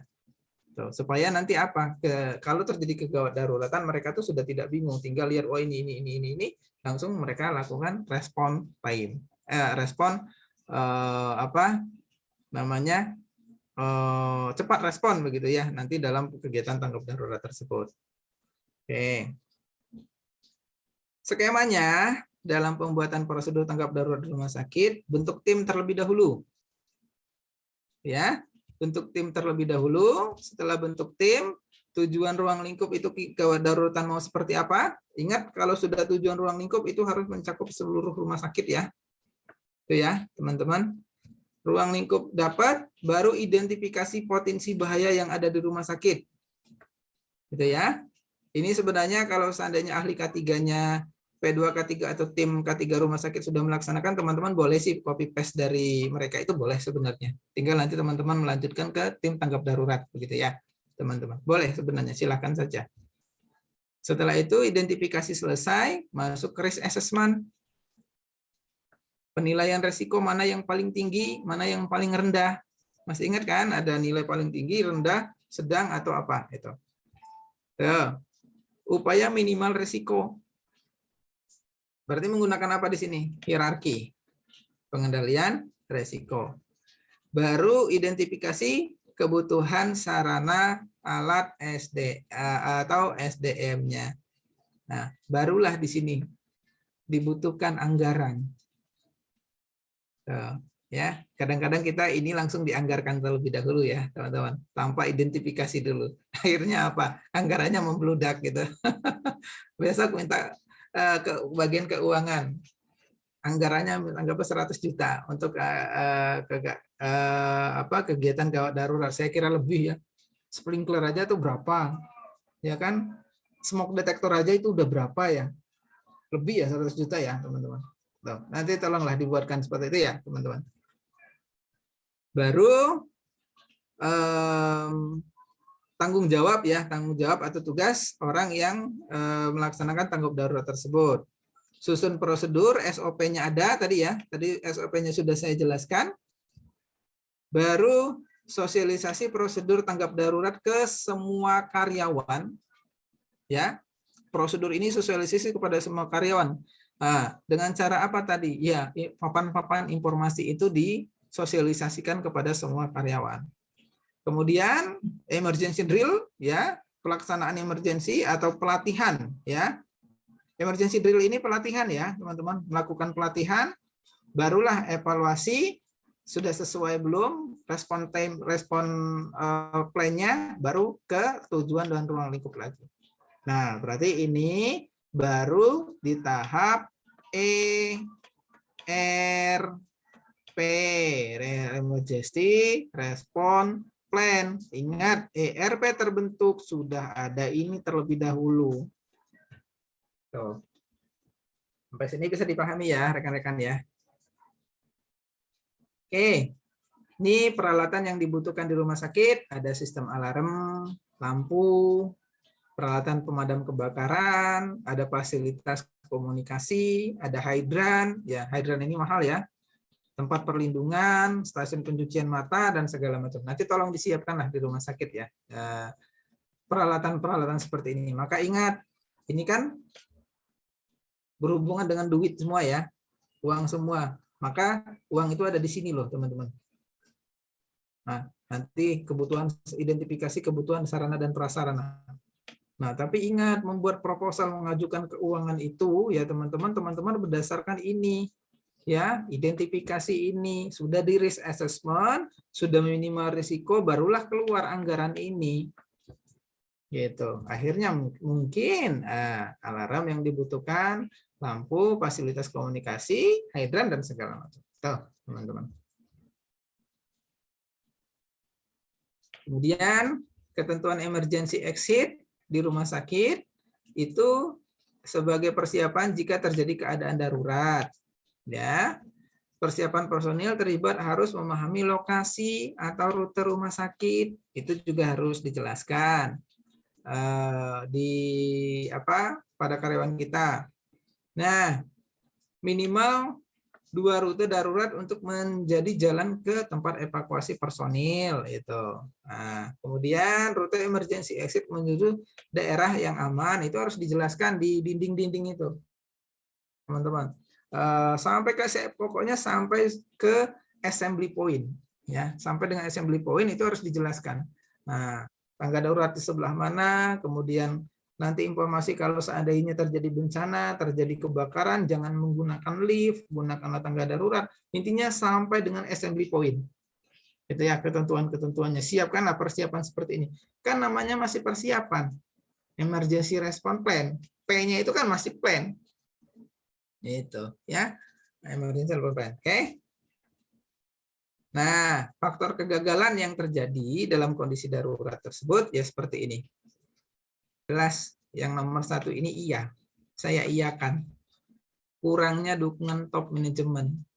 Sudah capek-capek bikin anggaran, kita sudah menganalisis HIRA, menganalisis HFA, bahkan fire FSRA-nya sudah kita analisis juga ya, sudah kita bikinkan sebagus mungkin untuk dianggarkan. Ujung-ujungnya manajemen bilang, Pak Mei, mohon maaf, uangnya nggak ada. Pak Dir belum tanda tangan. Biasa itu kejadian seperti itu ya. Pak Dir masih di luar kota katanya. Ya, seperti itulah ya, teman-teman. Nanti disesuaikan saja di rumah sakitnya masing-masing. Nah, kemudian faktor kegagalan juga kurangnya keterlibatan dukungan pekerja. Nah, akibat apa ya? Mungkin dia tidak memahami masalah-masalah seperti ini. Gitu ya, taunya ya gue kerja gitu ya di sini. Ya padahal kita sebagai pekerja juga harus wajib tahu tanggap darurat dimanapun itu, bukan di rumah sakit saja. Gitu ya. Kemudian kurangnya perencanaan, kurangnya pelatihan, itu menyebabkan kegagalan-kegagalan pada tanggap darurat di rumah sakit. Sampai dengan pekerjaan tidak dijelaskan nih, yang terakhir ya. Yang terakhir itu adalah pekerjaan tidak dijelaskan mengenai tindakan langkah-langkah dilakukan. Makanya apa tadi? SOP itu penting. Nah, teman-teman semua. SOP itu penting, teman-teman semua. Itu ya. Jadi jangan anggap SOP itu hanya sebagai berkas, nanti di audit ya sudahlah, pas audit monggo, nanti ditaruh di box file, lupa box filenya itu naruhnya di mana gitu ya. Nah itu SOP itu penting gitu ya, teman-teman. Oke, ini contoh ya, teman-teman. Sebelum nanti kita tanya jawab, ini ada beberapa gambar ya. Ini ada beberapa panduan saat terjadi darurat bencana di rumah sakit. Nah, kalau seandainya ada api, ya pada saat menemukan korban dengan api, aktifkan alarm kebakaran atau hubungi operator. Ini salah satu contohnya kebakaran, gitu ya, teman-teman. Kegawat daruratan banyak ya tadi kod. Sesuai dengan kod tadi ya. Ada penculikan bayi dan segala macam. Ini anggap saya ambil contoh api, misalkan ya, kebakaran rumah sakit. Nah, pada saat menemukan api, aktifkan alarm kebakaran di rumah sakit. Maka dari itu kan si karyawan kita di rumah sakit kan sudah paham, oh alarmnya ada di sebelah utara. gitu ya. Nah, alarmnya ada di sebelah selatan. Itu sudah dijelaskan kepada semua karyawan, walaupun kita tidak face to face ya, tapi dengan papan informasi itu sudah dijelaskan gitu ya. Ada alarm di sini jika terjadi kebakaran. Jika mampu memadamkan api dengan peralatan yang tersedia, gunakanlah. Tapi jika tidak mampu, ya berarti tidak bisa menggunakan APAR lagi, teman-teman. Kalau ingat konsep APAR itu adalah alat pemadam api ringan. Itu ya. Kalau kita membahas namanya segitiga api, kan ada segitiga api ya. Ada fuel, ada heat, ada satu lagi itu apa? Oksigen. Dia nyala api, baru bisa dipadamkan dengan APAR. Tapi kalau sudah ada chain reaction, berarti sudah mungkin tidak bisa dipadamkan dengan api, dengan APAR. Maka boleh dipadamkan dengan hidran atau APAR kalau seandainya masih bisa dipadamkan dengan itu. Nah, kemudian panduan lagi, hentikan kegiatan atau hubungan dengan telepon. Kemudian jangan panik, jangan melakukan tindakan yang membuat panik. Kemudian jika bukan regu berperan kebakaran, carilah exit terdekat. Nah, ini kan perlu kita ketahui, gitu ya. Maka tim emergency response plan kan punya yang namanya tugas sendiri, gitu ya. Gitu. Kalau saya bukan tim emergency response plan, ya cukup saya dengan menekan tombol ada kebakaran di sini, nanti langsung hubungan dengan mereka karena saya belum terlatih, misalkan ya. Nanti biar mereka yang melakukan penata laksanaan itu. So ya, teman-teman. Oke. Kemudian segera tinggalkan ruangan, jangan pikirkan barang, keselamatan jiwa adalah yang lebih penting. Nah, ini. So ya. Nanti boleh di crop ini ya, ditempel di rumah sakitnya masing-masing boleh panduannya. Ingat, pada saat menuju keluar, jangan sekali-kali menggunakan lift. Tuh, gunakanlah emergency exit atau jalur evakuasi. Tutuplah semua pintu yang telah Anda lewati untuk menghambat perjalanan api. Kenapa ditutup? Ya, mari ingat segitiga api. Api itu akan ada nyala kalau ada heat, ada fuel, ada oksigen. Kalau oksigen tidak ada, api itu nggak akan nyala. Tuh. Itu ya, teman-teman harus belajar teori api ya nanti ya, teman-teman, teori kebakaran. Nah, jika terperangkap di dalam ruangan, beritahu keberadaan Anda kepada orang yang ada di luar. Gitu. Kemudian, tutup celah di bawah pintu dengan kain basah untuk menghindari masuk asap kalau Anda terperangkap di sini. Ya, tutup. Kenapa? Asap, jangan sampai asap masuk ruangan. Kalau asap masuk ruangan, nanti kita terjadi hipoksia nantinya atau keracunan ya. Keracunan apa? Asap akhirnya menjadi apa? Menjadi penurunan kesadaran, bisa-bisa meninggal nanti di ruangan. Itu ya, teman-teman. Itu diajarkan kepada karyawan-karyawan kalau terjadi kebakaran, tutup semua celah-celah yang bisa masuk asap itu kalau terperangkap. Kemudian usahakanlah berjalan di bawah asap.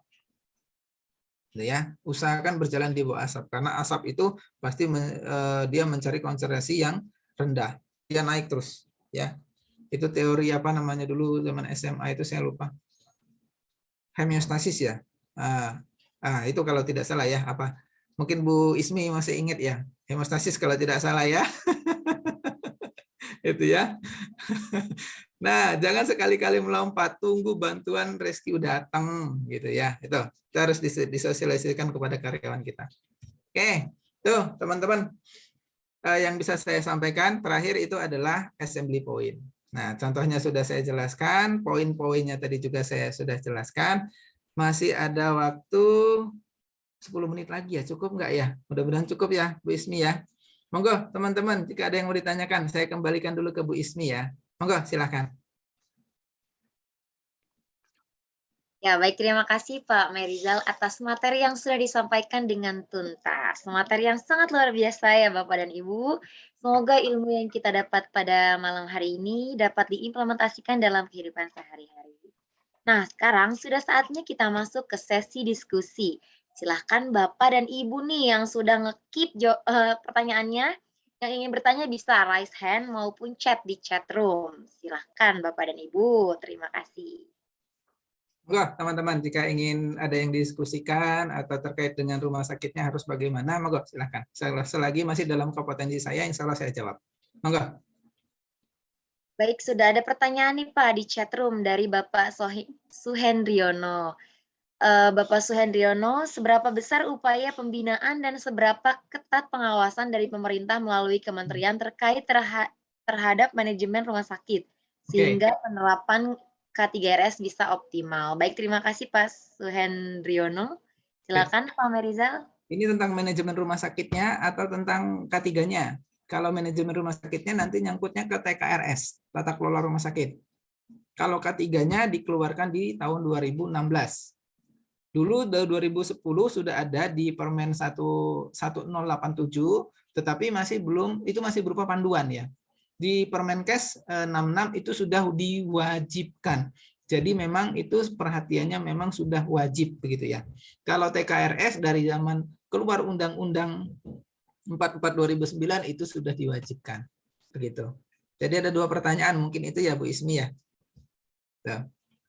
Iya Jadi Pak. perhatiannya itu sudah sangat diwajibkan.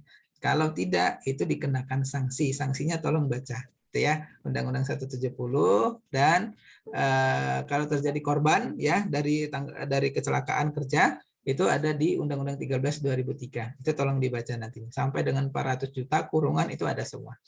Gitu. Baik, terima kasih Pak Merizal. Bagaimana Pak Suhendriono? Apakah sudah jelas Pak? Ya, baik. Selamat malam, Pak Merizal. Oke, selamat malam Pak. Yang saya maksud adalah, misalnya kalau di pertambangan itu kan dari Kementerian ESDM Ya, pengawasannya sangat ketat. benar. Nah, kemudian kalau di rumah sakit, baik swasta maupun rumah sakit pemerintah, itu apakah juga ketat pengawasannya Pak dari pemerintah Kalau saya bilang mengenai penerapan ah, K3 di rumah sakit? Mungkin ah, itu Pak. kalau saya bilang masih ketatan pertambangan, Pak. Karena pertambangan pakai Permen SDM 187K. Bahkan kecelakaan kerja mereka itu tidak ada di luar pertambangan. Kategorinya ya kan benar-benar terjadi pada saat proses pertambangan dan segala macam, ada 5 kriteria kalau tidak salah. Itu masih ketatan pertambangan karena pertambangan berhubungan dengan lingkungan hidup dan segala macam. Untuk rumah sakit baru menjadi perhatian per 2016 karena 2016 dikeluarkan permen itu ya 66 2016 tadi itu untuk menunjang senar ya, senar standar akreditasi nasional, standar akreditasi rumah sakit di tahun 2017. Jadi baru terjaringnya pada saat senar ini, Pak. Dulu KARS itu baru pedoman, gitu. Kalau dibilang ketatan mana? Ketatan pertambangan. Jadi baru-baru menjadi perhatian pada 2016 tadi, begitu. Itu Pak Suhendra, Ya, Suhendrian. baik. Baik, terima kasih, Pak. Makanya kan di rumah sakit kan masih jarang kan yang seperti ini kan? Iya, Gitu. betul, Pak. Padahal K3 ditemukan oleh seorang dokter dulu. Iya, betul. Bahkan banyak dosen yang dari dokter dulu, dosen K3. Ya. Oke, terjawab ya Pak Terima kasih, Suhendri Pak. ya. Ya, terima kasih, Pak. Sama-sama. Bahkan pertambangan sudah ada SMKP-nya. SMKP sendiri, SMK 3 sendiri, rumah sakit baru SMK 3RS itu juga baru keluar di pasal 3 itu di 2016 juga Pak Suhendri. Ya, betul, Pak. Itu nggih Pak? Makasih, Pak. Oke, lanjut silahkan. Ya, baik, terima kasih Pak Merizal, terima kasih Pak Suhendriono. Selanjutnya pertanyaan dari Ibu Lili, untuk membunyikan kode kedaruratan seperti gempa bagaimana Pak? Kode green dibunyikan saat gempa atau setelah gempa Pak? Ya, oke. Itu kan yang namanya kan ada kode-kode tadi kan. Nah, kalau udah gempa kan ingat tadi kan dalam teori kegawat daruratan rumah sakit kan ada yang namanya yang level 1, level 2, level 3 tadi ya. Bahwa memang harus kita berkomunikasi dengan pihak luar kalau seandainya kemungkinan terjadi gempa. Gitu ya. Maka di dalam kegawat darurat rumah sakit itu disetting ya sebelum nanti akan terjadi gempa itu pihak BMKG atau pihak yang namanya bencana yang miliknya pemerintah sudah melapor kepada rumah sakit setempat, Pak, kemungkinan akan terjadi gempa. Nah, karena gunung berapi siaga 3 misalkan. Nah, maka kita di sana membunyikan yang namanya kode tadi gitu. Kemungkinan akan terjadi gempa. Maka seluruh karyawan itu sudah paham, wah mungkin akan terjadi gempa nih. Mereka sudah siap dan siaga. Begitu. Begitu, Bu. Baik, terima kasih jawabannya Pak Merizal. Ibu Lilis sudah sangat Saya jelas tambahkan ya. sedikit ya Bu Ismi ya. Karena Ya. kan judulnya kan itu adalah IRP, Emergency Response Plan. Gitu. Kalau plan kan belum terjadi, gitu kan. Gitu. Gitu Ya, Bu baik. ya. Ya baik, Ibu Lili sudah jelas ya Bu. Selanjutnya pertanyaan dari Ibu Umi Kulsum. Silakan Ibu Umi Kulsum diaktifkan video audionya, maaf. Mohon izin, apakah suara saya cukup terdengar dengan jelas? Terdengar Bu, Umi Kulsum dari mana? Silakan Ibu. Dari Rumah Sakit Pusat Otak Nasional, Pak. Dari mana Bu? Mohon maaf. Sakit Pusat Otak Nasional. PON. Respon, Pak. Opon di daerah Di Cawang, Jakarta Timur, Pak. Cawang. Oke. Monggo Bu, silakan. Di saya hujan soalnya Bu, jadi mohon maaf ya. Ya, terima kasih banyak, Pak. Materinya monggo. sangat menarik sekali, Pak, dan sangat jelas sekali. Tadi mungkin dari jawaban Bapak sebelumnya terkait dengan informasi dari BMKG. Jadi belajar dari kasus yang bencana yang kemarin terjadi pada Jumat 14 Januari sebenarnya di wilayah Jakarta ya, tahu saya tidak ada informasi bahwa akan ada gempa dan sebagainya gitu Pak. Jadi mohon izin tadi melanjutkan dengan kriteria 672 ya Pak ya, tentang prosedur atau instruksi pada saat kondisi darurat. Pertanyaannya satu Pak, bagaimana kita menentukan kriteria pada saat kita harus melakukan evakuasi pada darurat alamiah atau gempa Pak? Iya. Di rumah sakit kami kebetulan prosedurnya adalah pada saat gempa kita sudah menyampaikan potret, kita sudah mengikuti sesuai dengan yang tadi sampaikan, tapi pada saat memutuskan evakuasi kita ada tahapan harus memastikan bahwa tidak ada gempa susulan. Ya, benar. Konfirmasi ke pihak BMKG itu sulit sekali Pak. Akhirnya dapat informasi dapat dari Damkar. Pertanyaannya, pada saat memang terjadi gempa, sementara kita ada orang sehat dan ada juga pasien yang harus kita evakuasi gitu ya. Apakah memang harus menunggu, misalkan kondisinya memang tidak ada gempa susulan, atau mungkin ada kriteria lain yang kita bisa jadikan sebagai acuan bahwa pasien ataupun pegawai yang ada di sebuah rumah sakit itu harus dilakukan evakuasi, Pak. Benar ini bukan Bu Umi Kulsum saja yang ini ya. Kayaknya kalau sudah berhubungan dengan pihak luar itu ya mungkin kadang-kadang telat informasi dan segala macam. Tapi yang jelas di situ Bu, ya karena rumah sakit punya kebijakan masing-masing, ikuti saja arahan dari kebijakan. Itu ya SOP. SOP kan misalkan kalau disebutkan juga misalkan tidak ada respon dari pihak BMKG atau pihak ada pemadam kebakaran dan segala macam, maka personil berhak untuk mengambil tindakan secara konsep mandiri. Nah, itu boleh nanti dijelaskan seperti itu. Memang hal-hal seperti itu sering terjadi, begitu ya. Jadi ada baiknya itu saran saya itu harus dibuatkan yang namanya kebijakannya tersebut. Nah, kalau sih memang tidak ada respon atau mungkin terjadi miss, apalagi kalau terjadi gempa dan segala macam, kan komunikasi kan putus, jaringan ponsel pun kadang-kadang putus dan segala macam. Nah, maka personil diwajibkan dikomanderkan boleh mengambil tindakan secara sendiri dalam menyelamatkan semua manusia atau individu yang ada di dalam rumah sakit tersebut. Boleh Bu, silakan. Begitu. Terkadang memang ya sepertinya bukan di Jakarta saja, di daerah lain-lain, apalagi daerah terpencil yang mungkin rawan bencana, tetapi komunikasi kurang. Nah, maka dari situ kemampuan tim manajemen itu harus membuat kebijakan yang benar-benar detail. Kebijakan diturunkan menjadi SOP yang benar-benar detail. Itu tugasnya menurut saya. Kalau perempuan sih mungkin enak ya ngetik-ngetik seperti itu ya. Kalau saya seperti orang praktisi seperti ini terkadang ngelihatnya aja sudah mulai bingung nih. Makanya saya selalu cari teman-teman yang benar-benar dia mau berpikir sistem tersebut nanti untuk membuat kebijakan-kebijakan tersebut. Nanti saya pandu, ini ada pasal segini, pasal segini dari pemerintah, tolong dong dibuatkan. Nah, begitu Bu Umi Kulsum, dibuatkan kebijakan yang tegas di sana.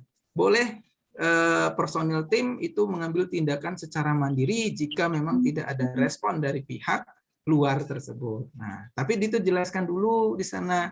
Takutnya karena berhubungan dengan kegiatan manusia, dengan nyawa manusia kan, apalagi dengan K3-nya, salah sedikit nanti ranahnya hukum gitu. Kalau sudah dijelaskan dalam kebijakan, kalaupun terjadi error human error pada saat melakukan tersebut, dia yang melakukan IRP tadi apa namanya, tanggap darurat tadi terlindungi oleh rumah sakit kita, begitu Bu. Itu Bu Mikasum. Ya Pak, ya terima kasih banyak Pak. Baik, terima kasih Pak Merizal dan Ibu Umi Kusum. Selanjutnya pertanyaan dari yang kita lihat di chatroom ya. Ada dari Ibu Ria Agustina. Untuk pembuatan hiradisi, HVA, HSI, FSRA, apakah harus dibuat semua Pak? Kalau sudah punya HFA, apakah VA? Apakah HSI juga harus dibuat? Nah, satu lagi nih, untuk pelatihan atau uji coba tanggap darurat dilakukannya minimal berapa tahun sekali ya Pak? Terima kasih. Oke. Itu kan teknik manajemen risiko ya, HIRAK, HFA, HSI, FSRA, itu kan teknik dalam pengendalian risiko. Itu teknik pertama sekali sebelum melaksanakan semua kegiatan K3. Bukan hanya IRP saja. Nanti untuk pelaksanaan pengadaan APD juga harus lihat dari sana. Ya. Pelaksanaan lingkungan juga harus lihat dari sana. Pengendalian lingkungan, pengendalian pengukuran lingkungan, hazard identification itu harus lihat dari sana. Jadi itu wajib dilaksanakan dulu ya. Nanti monggo Bapak Ibu mau memilih yang mana. Tapi untuk HIRAK, HFA itu sudah nggak bisa toleransi, gitu ya. Itu harus dibuat.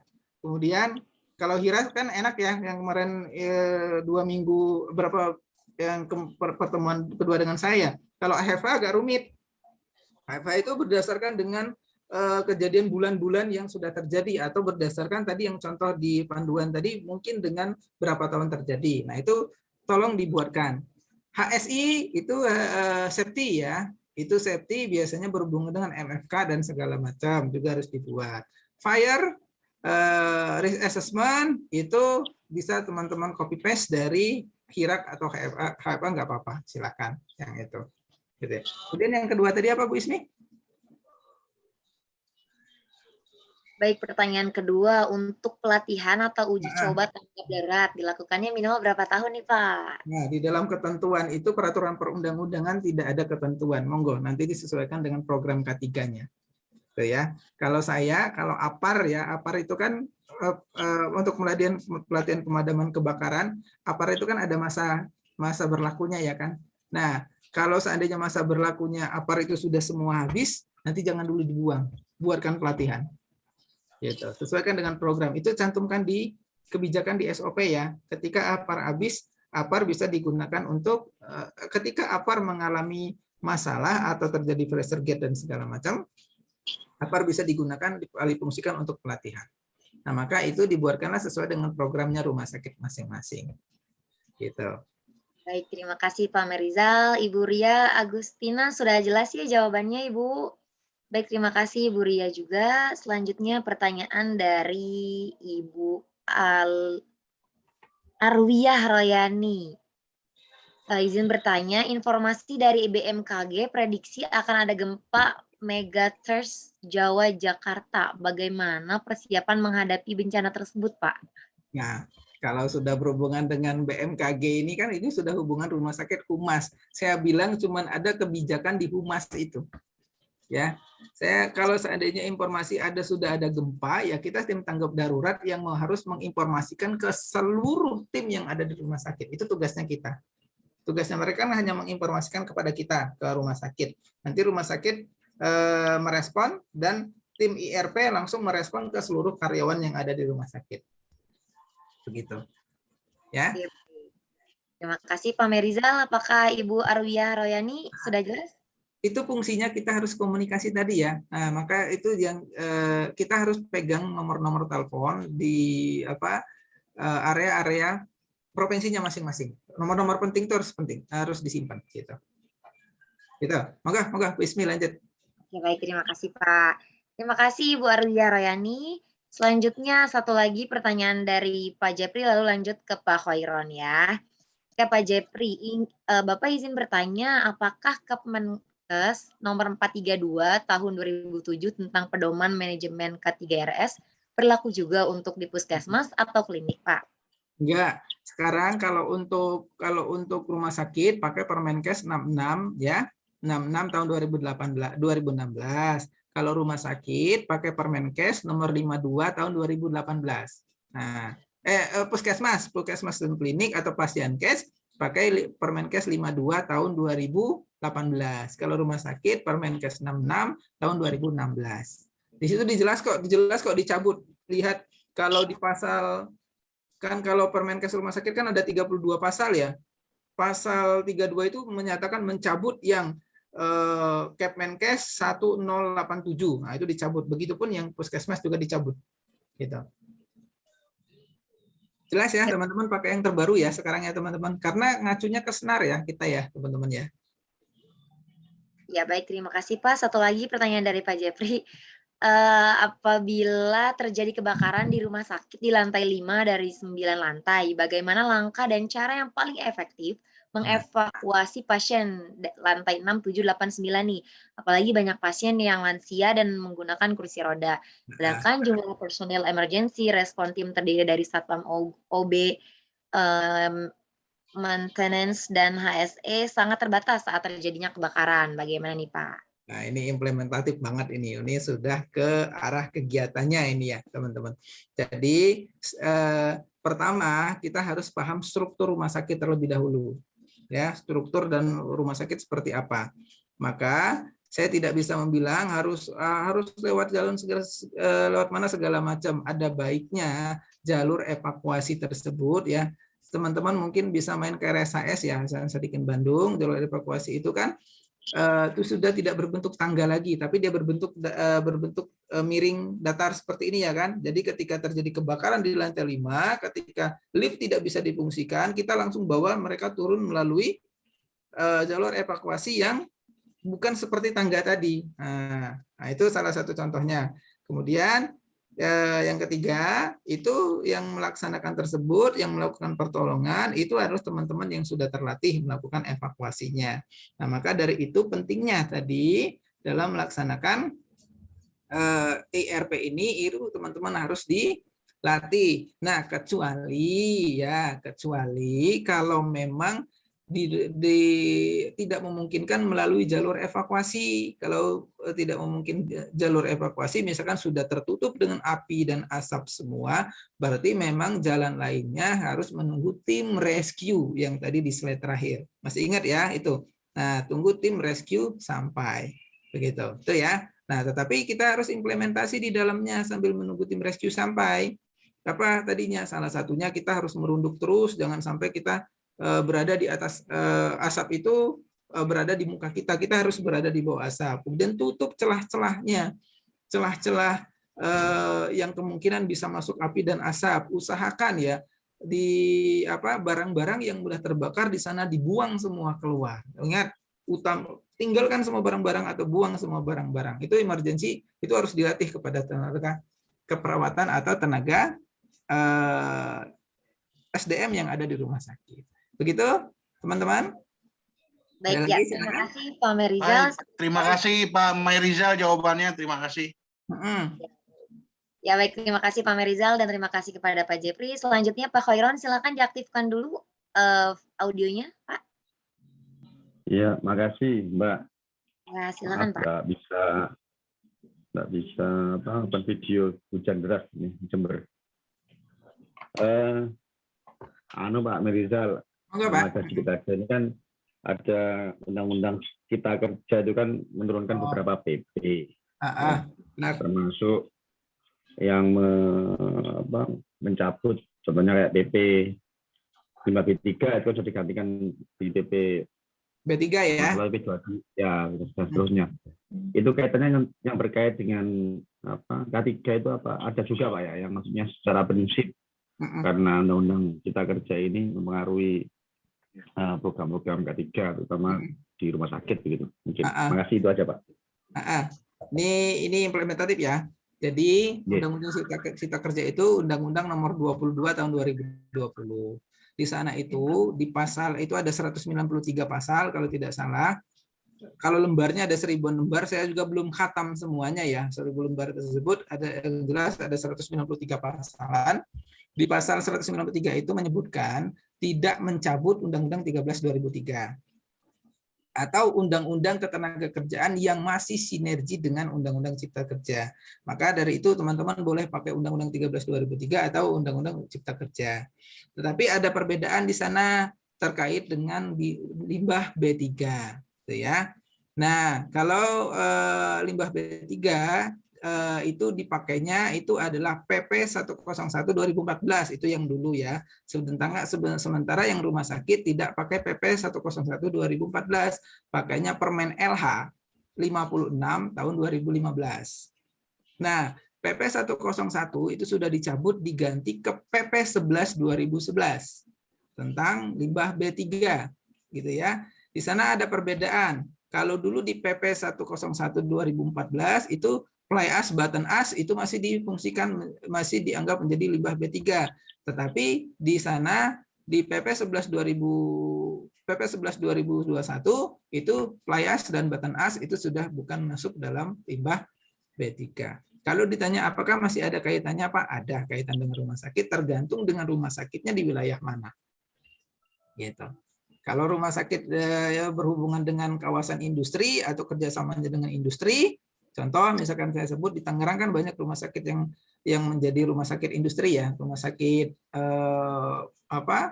pabrik ya, rumah sakit yang menata laksana pabrik-pabrik. Nah, itu ada kaitannya, ada juga yang tidak begitu. Jadi tidak terlalu banyak untuk rumah sakit untuk kaitannya ya Pak, karena rumah sakit regulasinya berbeda. Gitu ya Pak Kairon ya.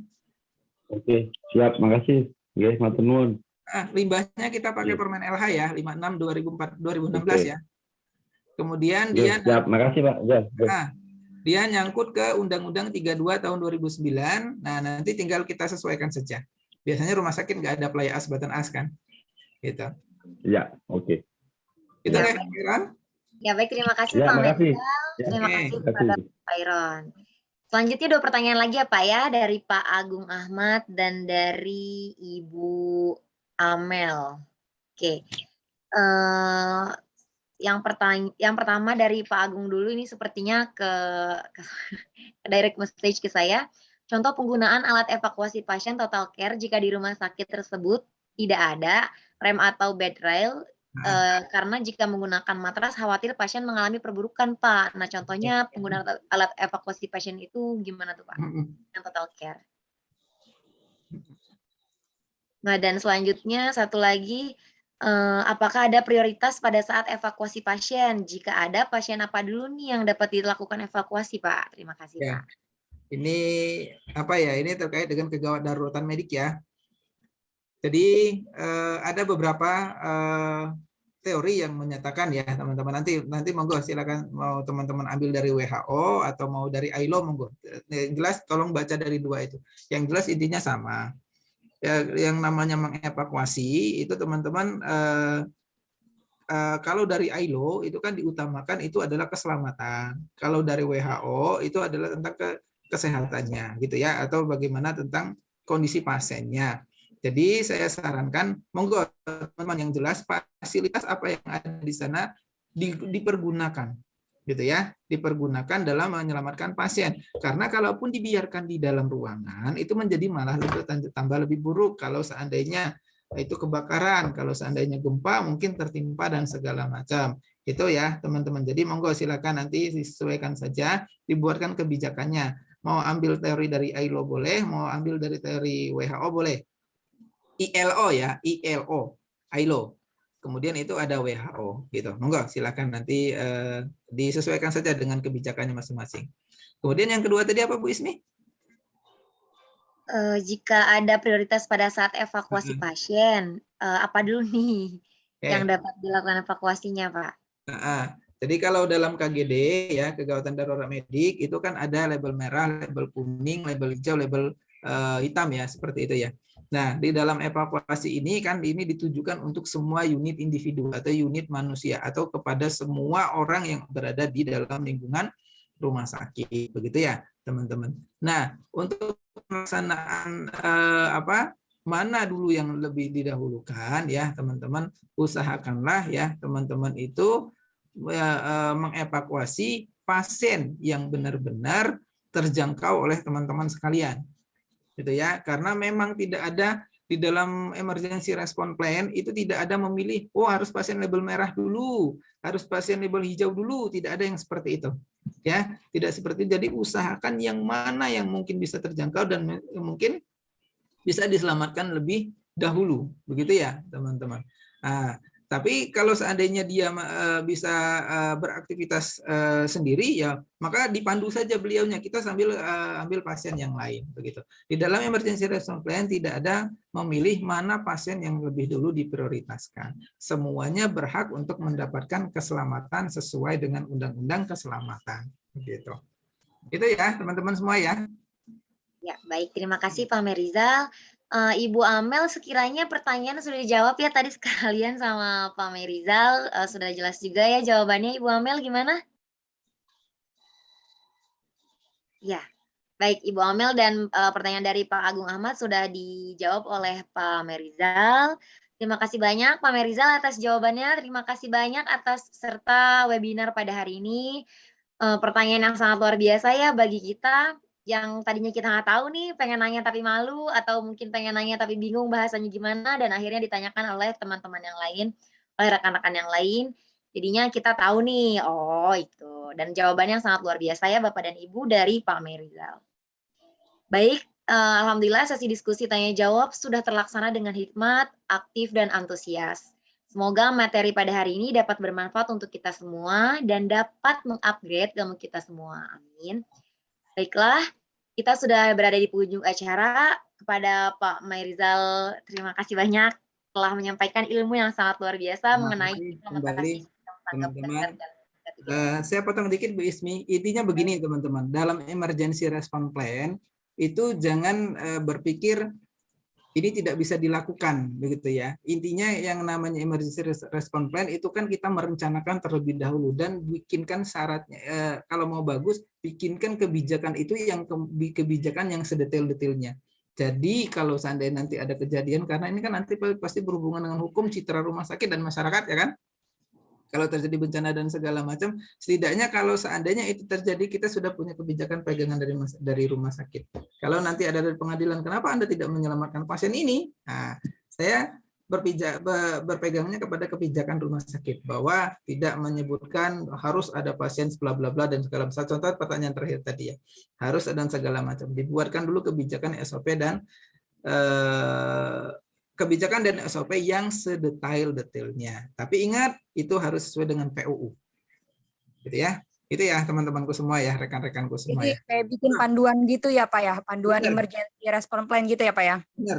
Nanti saya share ya buku panduan yang ini ya, itu dari kementerian ya. Oh iya siap Pak. Nanti silakan tapi itu baru panduan ya, untuk SOP-nya bikin sendiri ya Bu Lili ya. Iya Pak, makasih. Oke, moga Bu Ismi silakan. Terima kasih Pak. Ini ada Ibu Yanti yang mau raise hand nih. Ibu Yanti mau nanya atau gimana nih? Masih mau diskusi? Baik, sepertinya kepencet ya. Baik, terima kasih kepada Pak Merizal, terima kasih kepada peserta webinar pada hari ini. Dan tentunya saya ucapkan terima kasih kepada seluruh tim Standard.id. Terima kasih atas partisipasi yang sangat luar biasa dari Bapak dan Ibu peserta webinar pada hari ini. Pastinya saya sangat berterima kasih kepada Pak Merizal. Udah banyak banget nih ngomong terima kasih sama Pak Merizal, tapi bener-bener deh ilmu yang kita dapat pada hari ini luar biasa banget ya. Dan saya sebenarnya kurang mengerti, cuman jadi ngerti nih. Ini khusus juga buat saya. Terima kasih banyak Pak. Baik, sama-sama Bapak dan teman-teman Ibu. semua. Baik Bapak dan Ibu, untuk materi nanti bisa dilihat di kanal YouTube-nya. Sudah ada juga ya linknya di chat room tadi. Besok insya Allah akan dikirim di link tersebut. Baik, untuk Bapak dan Ibu yang belum bergabung dengan grup Standard.id, silahkan untuk direct message atau kirimkan pesan ke Instagram Standard.id untuk join grupnya. Terima kasih. Baik Bapak dan Ibu, saya mewakili seluruh panitia webinar pada hari ini mengucapkan mohon maaf bila ada hal yang kurang berkenan. Saya Ismi Hardiana, pamit undur diri. Terima kasih atas perhatiannya. Selamat malam dan sampai jumpa di lain kesempatan. Terima kasih Pak Merizal.